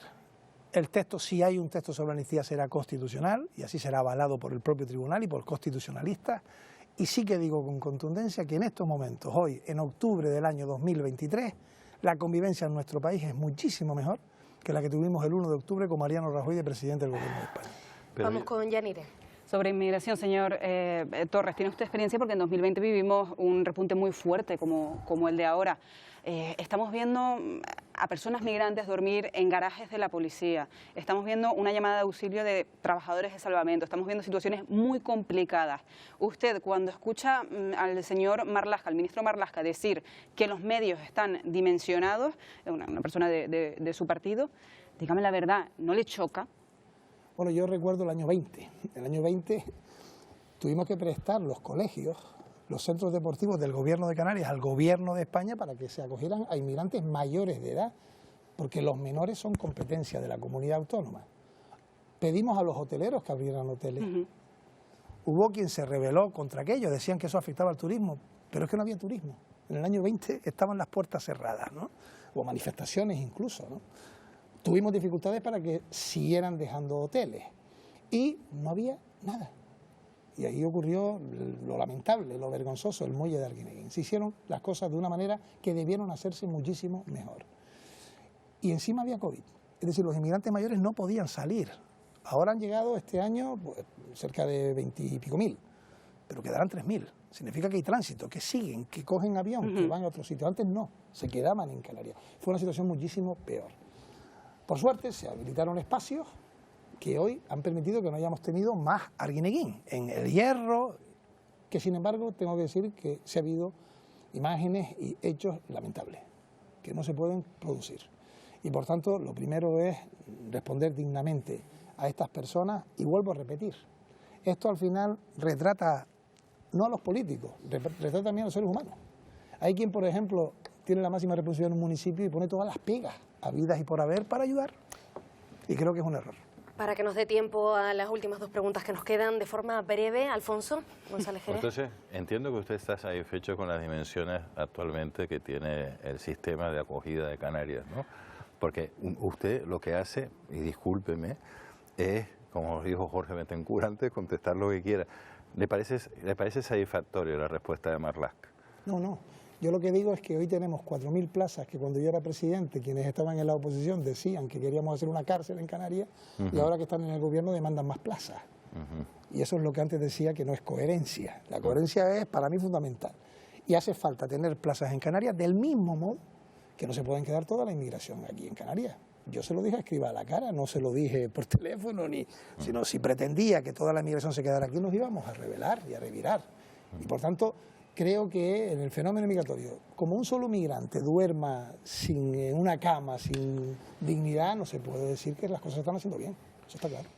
Y señor Sagastume, su pregunta. Sí, a ver, como estábamos diciendo aquí todos, difícil sacarle una frase contundente, incluso hasta sincera diría, porque la pregunta es acerca de su futuro político, porque en definitiva hay algunos movimientos en el Partido Socialista. Gustavo Mato se deja querer como candidato futuro a la presidencia del Gobierno de Canarias. Usted está haciendo ahora mismo oposición en el Parlamento. Se supone que llegará con más visibilidad que otros, pero ¿le hace asco a esa posibilidad de ser candidato otra vez dentro de 4 años? Sagastume, yo te tendría que decir delante de todos los canarios que mi voluntad era volver a ser presidente y que otra persona siguiera después de 4 años, más otros 4, 8, pues llevando mi organización y la presidencia. Pero bueno, el futuro yo no sé cómo se escribe.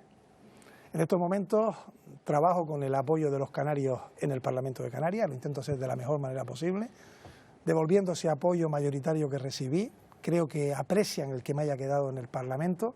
Ya veremos qué ocurre en el futuro. Creo que soy absolutamente sincero. Llevo unos cuantos años en esto. Pensé que iba a ser por poco tiempo cuando empecé de concejal y bueno, ha sido mucho más. Y sí creo que, me decía antes la pregunta Iván, que hay que defender también a la clase política toda. Creo que hay que hacer también un esfuerzo como la clase periodística. Hay mucha gente que lo hace con honradez, con honestidad, como decía antes también Alfonso, y necesitamos ese tipo de políticos y políticas en el mundo público. Pues señor Ángel Víctor Torres, líder de los socialistas en el archipiélago, expresidente de Canarias, ha sobrevivido a las preguntas de los tertulianos. Muchísimas gracias por estar con nosotros hoy en Conecta Canarias. Muy buenas tardes. Gracias a ustedes. Y nosotros volvemos en unos minutitos aquí en Conecta Canarias. Les esperamos.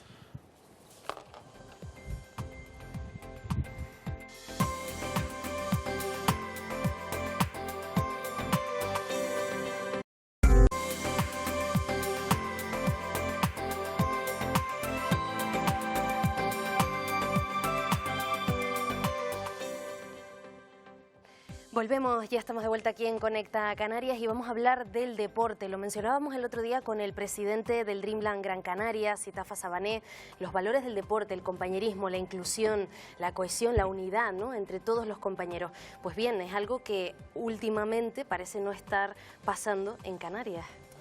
Sin duda, por ejemplo, pues el ejemplo que le vamos a poner esta tarde en el programa ocurrió con el Club Deportivo Yamoro en particular. Uno de sus jugadores que en el campo, por parte de la afición visitante, de una parte de la afición visitante, hay que recalcar, empezó a recibir insultos racistas y saltaron al campo además con la intención de agredir a ese jugador que había marcado el tercer tanto del partido. El partido tuvo que detenerse en el minuto 75.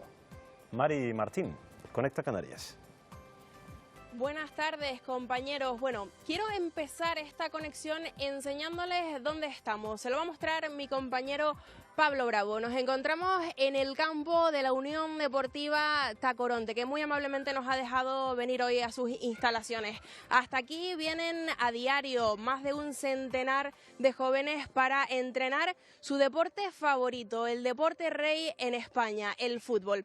Sin embargo, hoy les tenemos que hablar de un tema un tanto delicado, de la violencia en el fútbol base, y lo vamos a hacer a raíz de un suceso en un partido entre el Club Deportivo Yamoro y el Juventud Laguna hace algunas semanas. Los asistentes aseguran que desde la grada empezaron a escucharse insultos racistas. Bueno, pues aquello derivó en una batalla en el césped entre los jugadores y también entre el público. Lo van a ver con más detalle en este vídeo que les hemos preparado.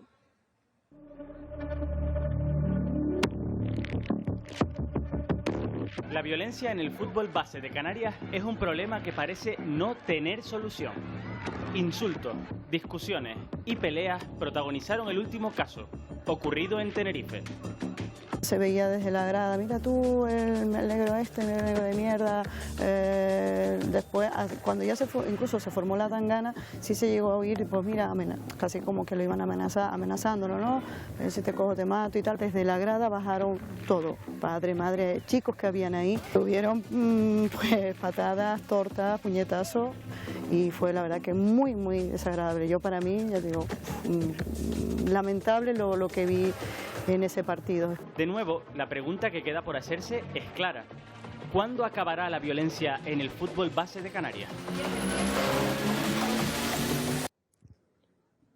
Bueno, pues estamos en el campo de la Unión Deportiva Tacoronte y lo que ven a mi espalda son niños jugando, practicando su deporte favorito, el fútbol. Sin embargo, eso no es lo que vemos muchos fines de semana en los partidos de fútbol. Para abordar este tema de la violencia en el fútbol base nos acompaña hoy Javier Vázquez, al que damos ya la bienvenida. Él es el vicepresidente del Comité Técnico de Árbitros de Tenerife. Javier, lo que pasa en muchos fines de semana en los campos de fútbol, bueno, pues no representa lo que deberían ser los valores del deporte, ¿verdad? ¿Qué tal? Buenas tardes. Pues efectivamente es lo que tú dices.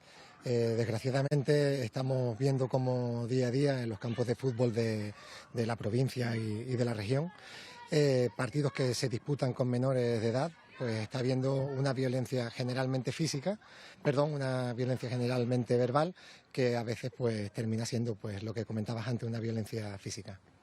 Javier, ¿cuáles son los protocolos de actuación cuando se dan este tipo de situaciones en los campos de fútbol?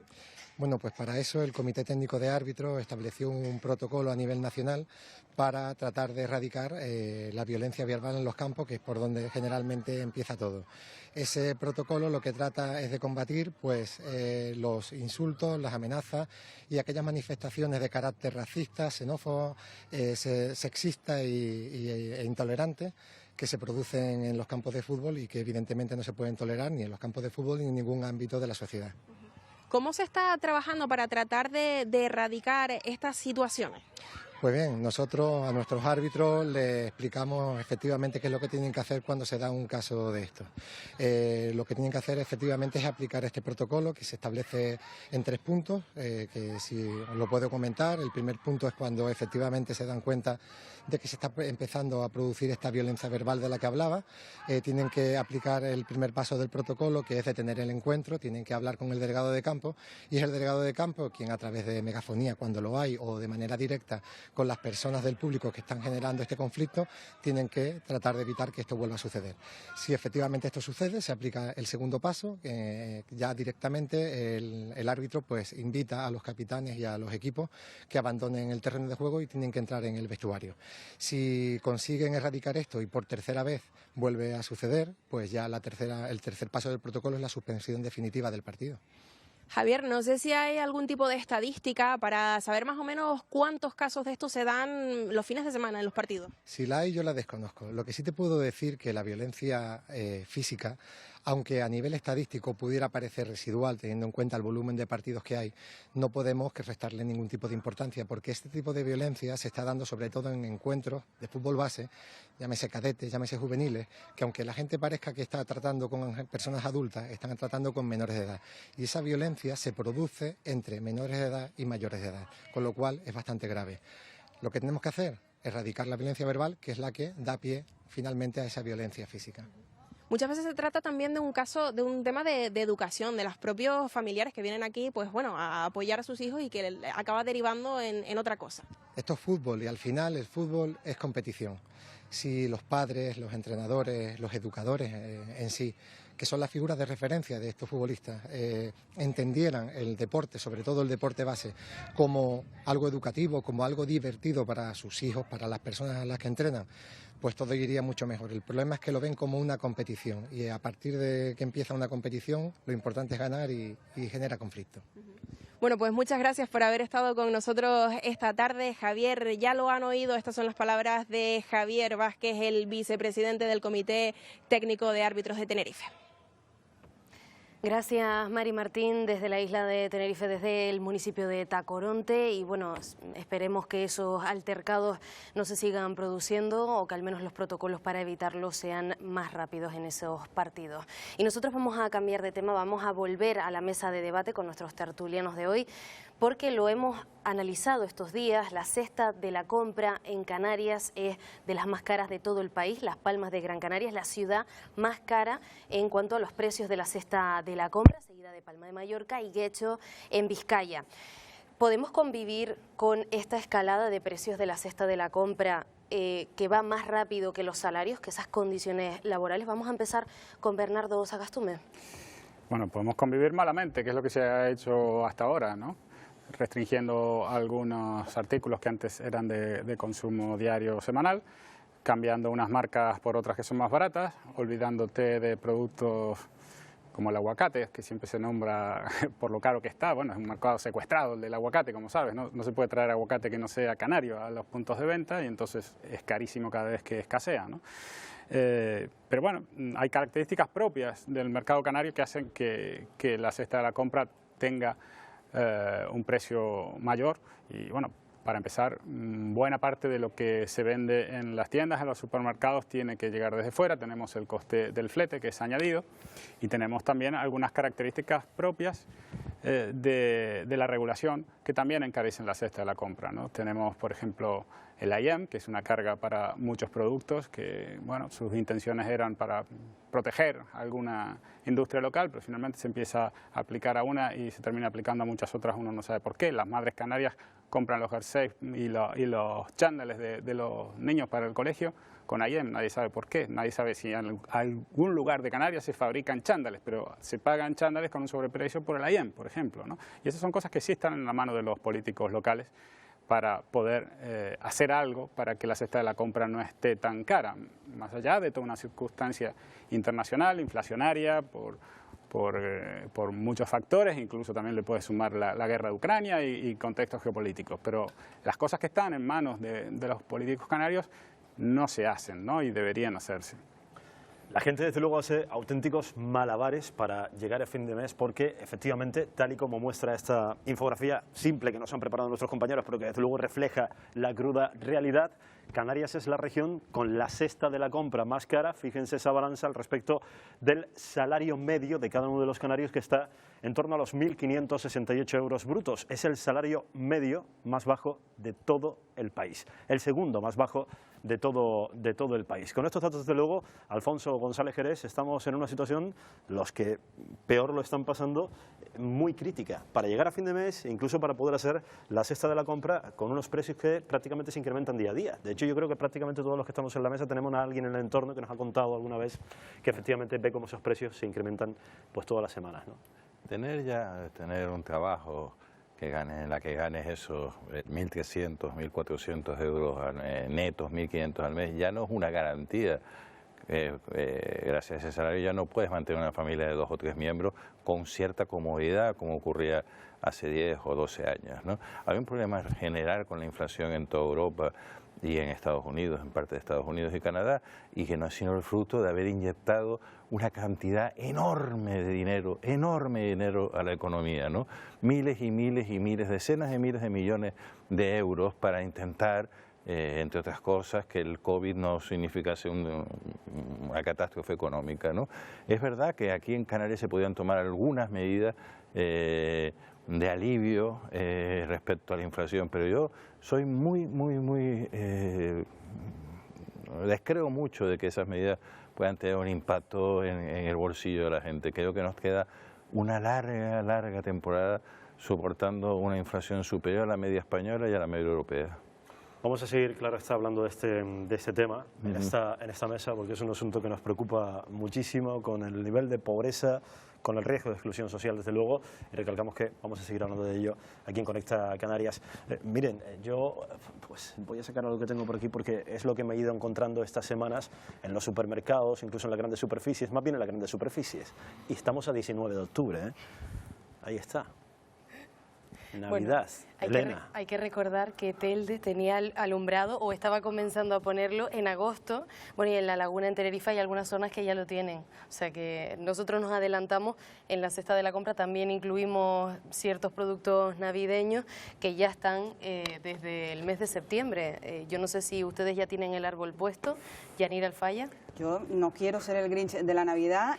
Para todos, con los precios, ir al supermercado y salir tranquilo o no salir cabreado es misión imposible. Yo no sé si que en octubre veamos esto en los supermercados ayuda. Yo creo que es para hacérnoslo mirar, pensar ya en alumbrados navideños y demás, sobre todo teniendo en cuenta que en Canarias, que es algo que estaba pensando hoy, hay colegios en los que no pueden enchufar todo tipo de dispositivos porque les salta la luz. Y nosotros pensando en octubre, en el alumbrado navideño, es para hacérnoslo mirar, ¿eh? No sé si queremos seguir la estela precisamente de Vigo, pero ¿qué es lo que pasa con adelantarnos a estas situaciones? También traer otro tipo de comida antes y demás, con la situación como está. Yo no sé, en fin, no sé, creo que los canarios tenemos vocación de toletes y entonces, bueno, si queremos empezar a celebrar la Navidad desde ya, no sé qué vamos a celebrar, ¿eh? Desde luego me imagino que no se comprarán ni aguacates ni papas en la cesta de Navidad, ¿no? La combinación de salarios más bajos y costos de vida más caros. Por cierto, el costo de la vida ya estaba caro antes de que subiera la inflación, ¿eh? Ya Canarias tenía la cesta de la compra entre las más caras de España antes de la inflación. Esa combinación es mortal para una sociedad, ¿no? O sea, es una situación estructural. Absolutamente, que está vinculada con algo que se defendió en Gran Canaria, que se defendió en Las Palmas, menos en Tenerife, que es las libertades comerciales, ¿no? Nosotros fuimos una cuna del puertofranquismo y renunciamos a eso cuando entramos en el mercado común para recaudar los 5.000 millones que se recaudan en Canarias ahora de impuestos, que van a sostener la estructura que tenemos de administración pública. Yo creo que deberíamos poner luces Navidad, sí. Sí, muchísimas.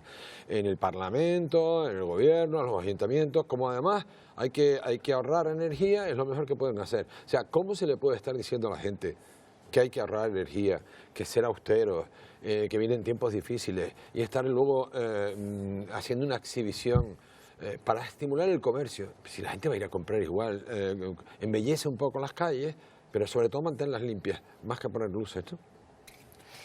Bueno, y Alfonso, queda para... No, a mí yo coincido totalmente con Jorge. Primero, es verdad que la alta inflación y bajos salarios es un rasgo estructural de la economía canaria.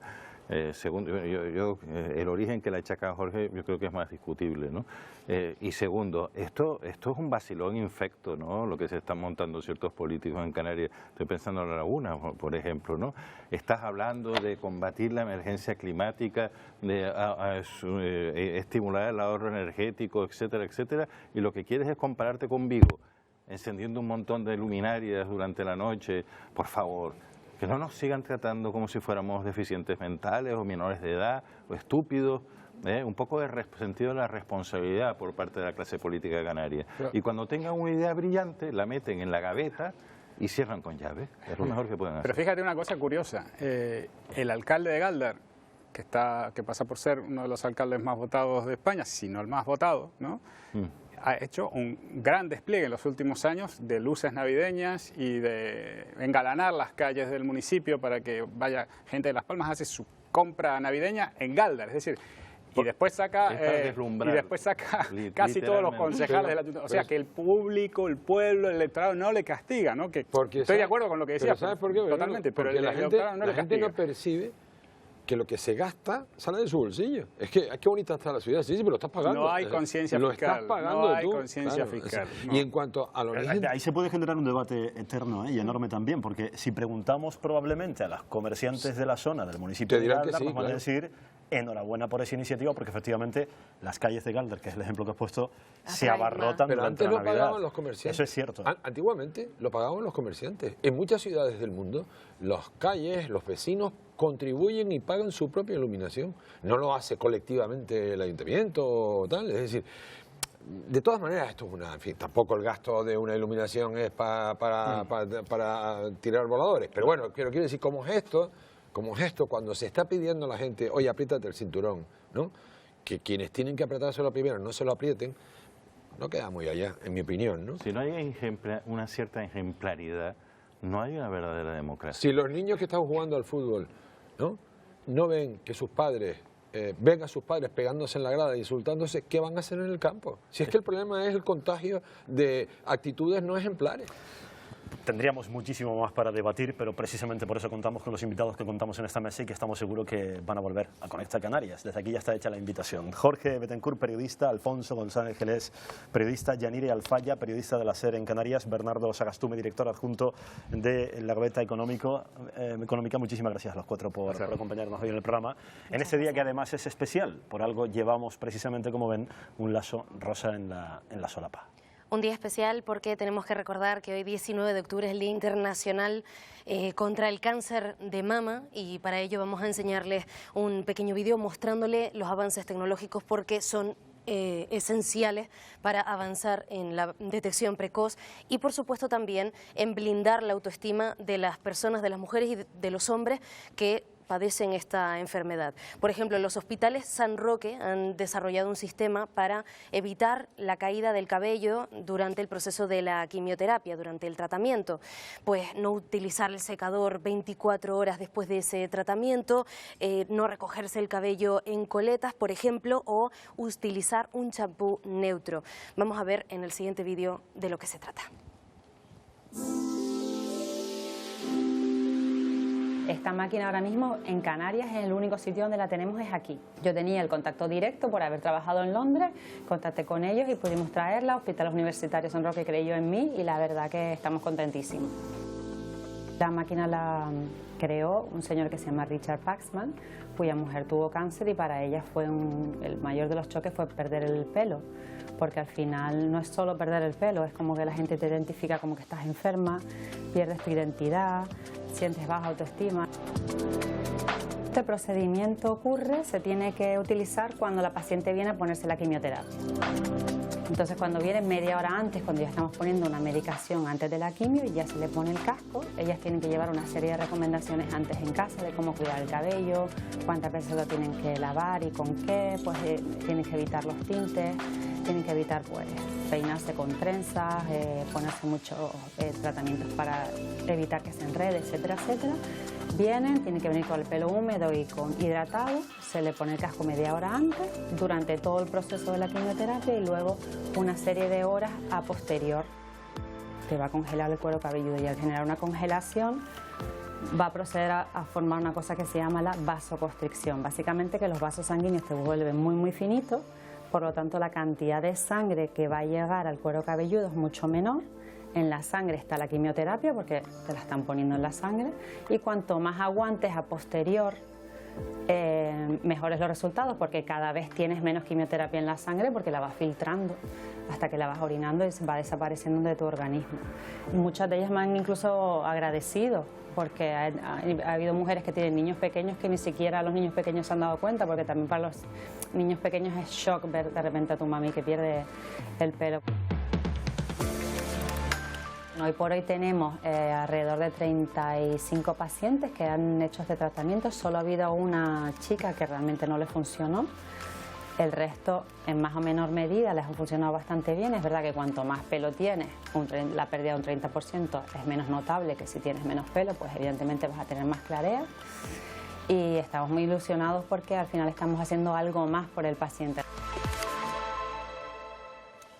Davinia Torres fue concejala del Ayuntamiento de Arucas, en la isla de Gran Canaria. En el mes de agosto falleció precisamente víctima del cáncer de mama. Ha dejado un legado, una historia de superación, de esfuerzo que ha servido también de referente a muchas personas que sufren esta enfermedad.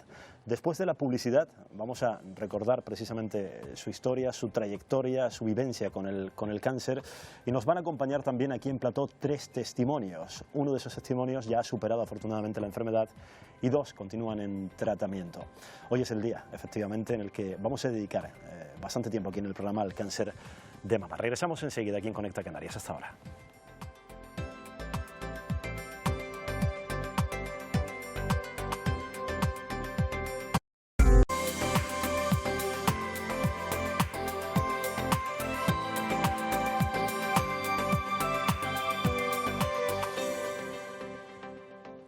Ya hemos vuelto, ya estamos de nuevo en Conecta Canarias, no sin antes volver a recordarles que en un ratito están con ustedes Cata González y Kiko Barroso para degustar los platos más ricos de nuestra tierra en Como en Casa. No se lo pueden perder en un ratito después de Conecta Canarias. Pero antes tenemos que recordarles que hoy es 19 de octubre, hoy es el Día Internacional contra el cáncer de mama, que es el tumor más diagnosticado del mundo. Solo el año pasado en Canarias fueron diagnosticados más de 1.500 casos y recordar la importancia desde Conecta Canarias de la prevención, de la detección precoz y sobre todo de la autoexploración también y de acudir a las revisiones. Pero antes de hablar con nuestros siguientes invitados, vamos a recordar la historia de Davinia Torres, que fue concejala de Festejos y Juventud del Ayuntamiento de Arucas. Este es nuestro homenaje. Falleció con solo 36 años tras esta larga enfermedad.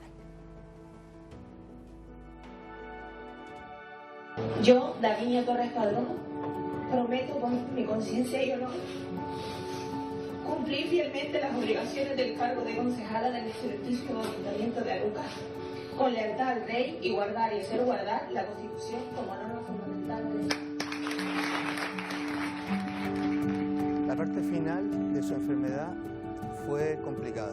Nosotros llevamos 2 años de tratamiento y nosotros pensamos que estaba curada y empezamos a hacer una vida normal.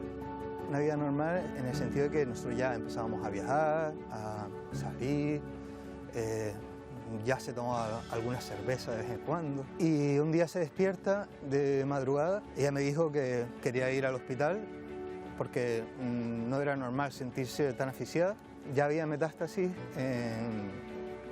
pulmones, hígado, cerebro.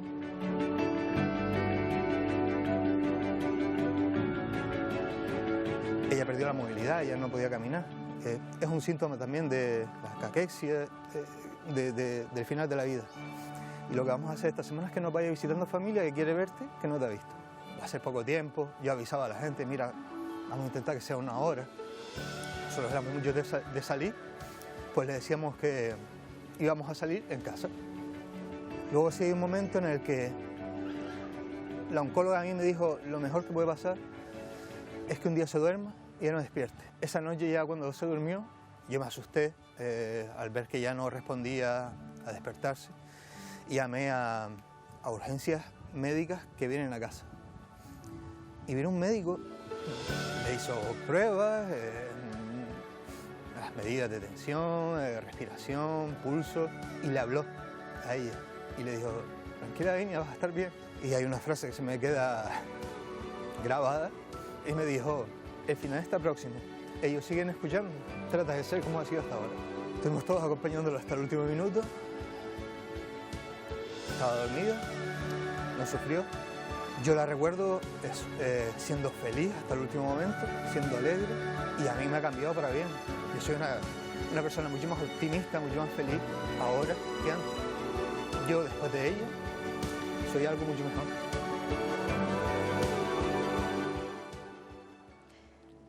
Uno no puede sino sobrecogerse con esta historia, la de Davinia Torres, que falleció con 36 años tras una larga enfermedad de cáncer de mama. Pero recordar la importancia de la prevención, de la detección precoz, de acudir a las revisiones, muy importante. Tenemos con nosotros a nuestros siguientes invitados del día. Tenemos a Marisa Herrera. ¿Qué tal? Muy buenas tardes. Buenas tardes, un gusto estar con ustedes. Un gusto que estés con nosotros esta tarde en Conecta Canarias. También tenemos a Carolina Sandana. Muy buenas tardes. Buenas tardes, muchas gracias. Y a Francisco Santiago. Muy buenas tardes. Buenas tardes. Bueno, ¿qué les voy a contar? Que no sepan la importancia de la detección, ¿no? De la prevención. ¿Cómo se enteraron ustedes? Vamos a empezar por Carol, que es la más joven. ¿Te enteraste en la veintena? Sí, Tienes ahora 37 años. Sí, con 24 años, en una revisión anual, pues me lo detectaron. Te lo detectaron súper joven, ahora tienes 2 hijas, pero después viene la otra cara de la enfermedad, la metástasis. ¿Cómo lo llevas en este momento? Ahora mismo me encuentro en tratamiento y lo llevo lo mejor que puedo, con la actitud. Eso es lo más importante, la actitud positiva. Francisco, ¿cómo te enteraste? Creo recordar que fue algo fortuito y, claro, la importancia también de decir que también les pasa a los hombres, no solo a las mujeres. En mi caso fue también de forma así, como usted lo ha manifestado, de forma fortuita.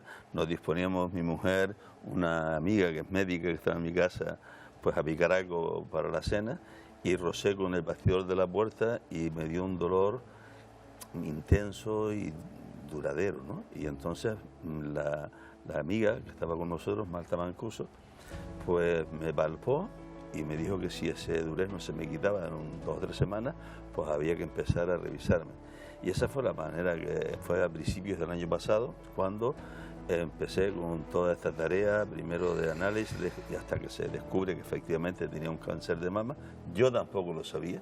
Soy una persona medianamente informada y con 73 años no sabía que esto le podía pasar también a los hombres. De ahí mi disposición a darlo a conocer y esa pequeña contribución para que los hombres se enteren que también pueden ser candidatos a tener cáncer de mama y que aprendan los síntomas y que aprendan a palparse y que desde que vean cualquier cosa que se pongan en manos de la ciencia, en manos de los que la manejan, de los médicos, para tratar de acogerlos a tiempo. Y sobre todo tener en cuenta esa autoexploración, ¿no? También el tocarse, autopalparse. ¿Tenías miedo en un principio de contárselo a tu entorno? Bueno, yo lo pasé mal al principio porque inicialmente se produjo una angustia de una incertidumbre, no saber qué es lo que hacía, no sabía cómo se lo contaba a mis hijos y cómo se lo contaba a mi mujer, y por tanto tuve que ir metabolizando poco a poco esta situación nueva y pasaron unos cuantos días que tengo que decir que no lo pasé nada bien hasta que ya se manifiesta que tengo un cáncer de mama, que tenía que estar sometido a tratamiento previo a la cirugía, y entonces a partir de ahí pues ya empiezo a contárselo a la familia, al entorno más cercano, hasta que ya cuando se produce la fecha de la cirugía, pues me pareció que era el momento de poderlo socializar y exteriorizarlo para que la sociedad lo conociera y ofrecer humildemente mi pequeña aportación para que se conozca y que se pueda identificar de manera precoz y se pueda coger más temprano que lo cogí yo, que lo cogía en tercer grado. En estadio 3. En estadio 3. Avanzado. Sí. O sea, sigue usted en tratamiento. Estoy en tratamiento después de la cirugía. Llevo una pastilla que está prescrito inicialmente para 5 años. Es un antiestrógeno que para tratar de equilibrar las hormonas. Y la otra pastilla que tomo, que está prevista para 2 años, es una pastilla que tiene por finalidad evitar si hay alguna célula suelta por ahí que se pueda seguir desarrollando. Por tanto, esta es la situación, y yo tengo que decir también que de la misma manera que al principio pues lo viví con cierta angustia y una incertidumbre de no saber cómo afrontar esto, también le puedo decir que una vez que ya lo asumí, pues lo estoy llevando bien, me encuentro bien, estoy llevando bien el tratamiento, y animo a todas las personas que se encuentren en esta situación que se enfrenten a ella con la actitud de vivir, que somos biófilos y tenemos ganas de vivir siempre, y por tanto cáncer no es igual a muerte inmediata, ni siquiera la mejor muerte. No, por supuesto, y además el cáncer de mama que tiene unas altas probabilidades de supervivencia, así que sobre todo esa actitud, y se los digo porque me ha tocado de cerca, entonces el tema del impacto emocional también en los familiares y en los amigos, ¿no? ¿Cómo realizar esa labor de acompañamiento, Marisa? Bueno, la labor de acompañamiento, yo diría que el mejor acompañamiento es el que te hagas tú misma. Lo principal es tener bueno, siempre hay una frustración. Primero el miedo, ¿qué será de mis hijos? ¿Cómo voy a llevar yo esta vida? Pero el miedo también a perder la feminidad, porque vas a perder un pecho. En aquella época yo era muy coqueta, ¿eh? Y entonces, bueno, ya hasta que una vez yo preveía que yo iba a tener ese cáncer de mama, porque estuve acompañando. La primera en mi familia que murió fue mi primita, con la que viví en Londres muchos años, y murió con 28 años a los 6 días de casada. Entonces, cuando yo vi que había tanta genética por parte de mi madre, yo siempre decía, a mí me va a tocar, a mí me va a tocar.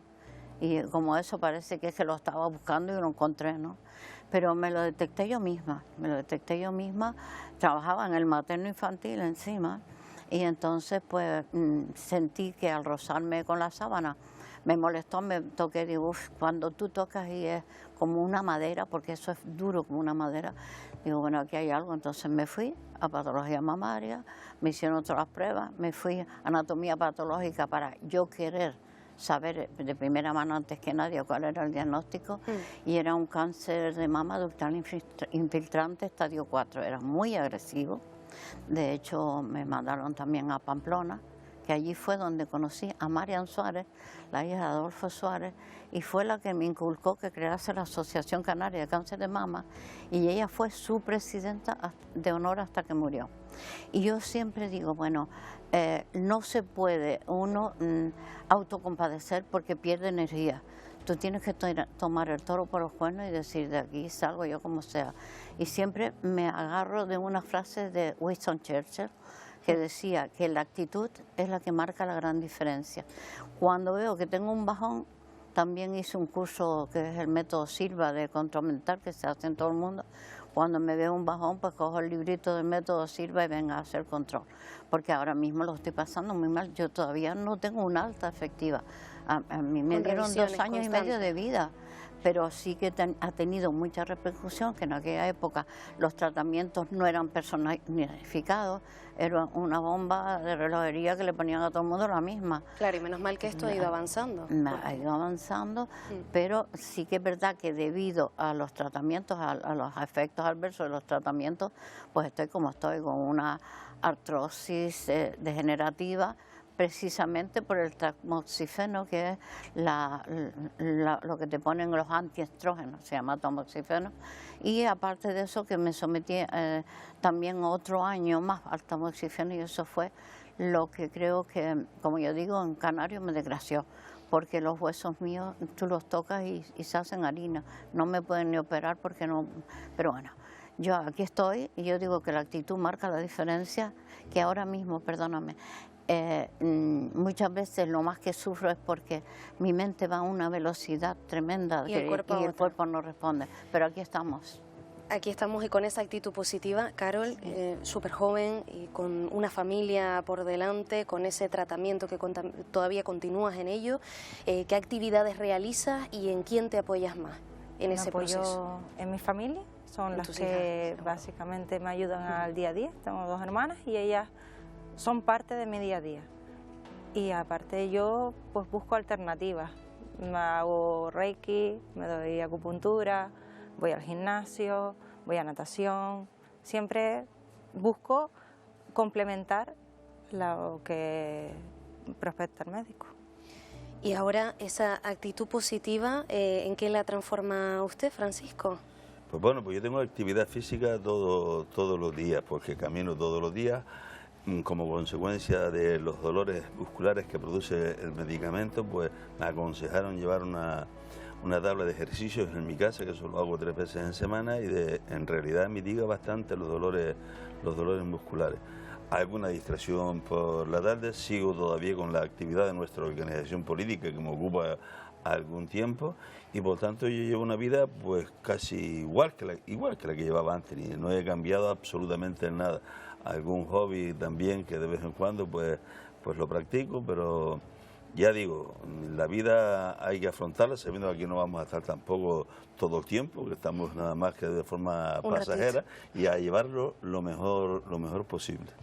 Yo quiero que le manden un mensaje, porque de manera breve, porque no tenemos todo el programa, nos queda poquito tiempo, estaríamos con ustedes mucho más, desde luego, sin duda, pero mandarle un mensaje breve a todas esas personas pues que lo siguen padeciendo, que están en tratamiento, y sobre todo ese mensaje de concienciación. Marisa, empezamos contigo. Bueno, que no decaigan, que no pierden el tiempo lamentándose ni autocompadeciéndose, que ese tiempo hay que utilizarlo para vivir y para sobrevivir y para seguir adelante. Y mi consejo ahora mismo es conocer para prevenir y prevenir para vivir. O sea, que la gente conozca que tiene que ir una vez al año a hacerse una revisión. Vamos con Carol primero, terminamos con Francisco. Como dijo Marisa, lo importante es autoexplorarse y acudir a tiempo al médico, porque te evitarás un tratamiento más agresivo si te lo cogen a tiempo, ¿no? Y Francisco. Bien, yo quiero despedirme reclamando más asistencia para poder identificar este tipo de estas y otras enfermedades de manera temprana y poder tener un nivel de éxito mayor en la curación. Desde luego animar a todas las personas que caen en esta situación que no se desanimen. Yo he comprobado a lo largo del tratamiento que me han tratado muy bien en el materno infantil, la cirujana que me ha operado, Ana Tejera, tanto, y la oncóloga Elisenda, y el lugar donde el hospital de día donde recibí la quimioterapia, que eso no es nada agradable, pero el lugar, yo he estado en hoteles de 5 estrellas que lo he pasado peor que en ese lugar. El tratamiento humano que te dan allí también es la mitad del el trago que se pasa en esta situación. El acompañamiento es muy importante. El acompañamiento, y sí, eso es determinante y condicionante de la forma de recuperarte y de lo bien que lo puedes llevar.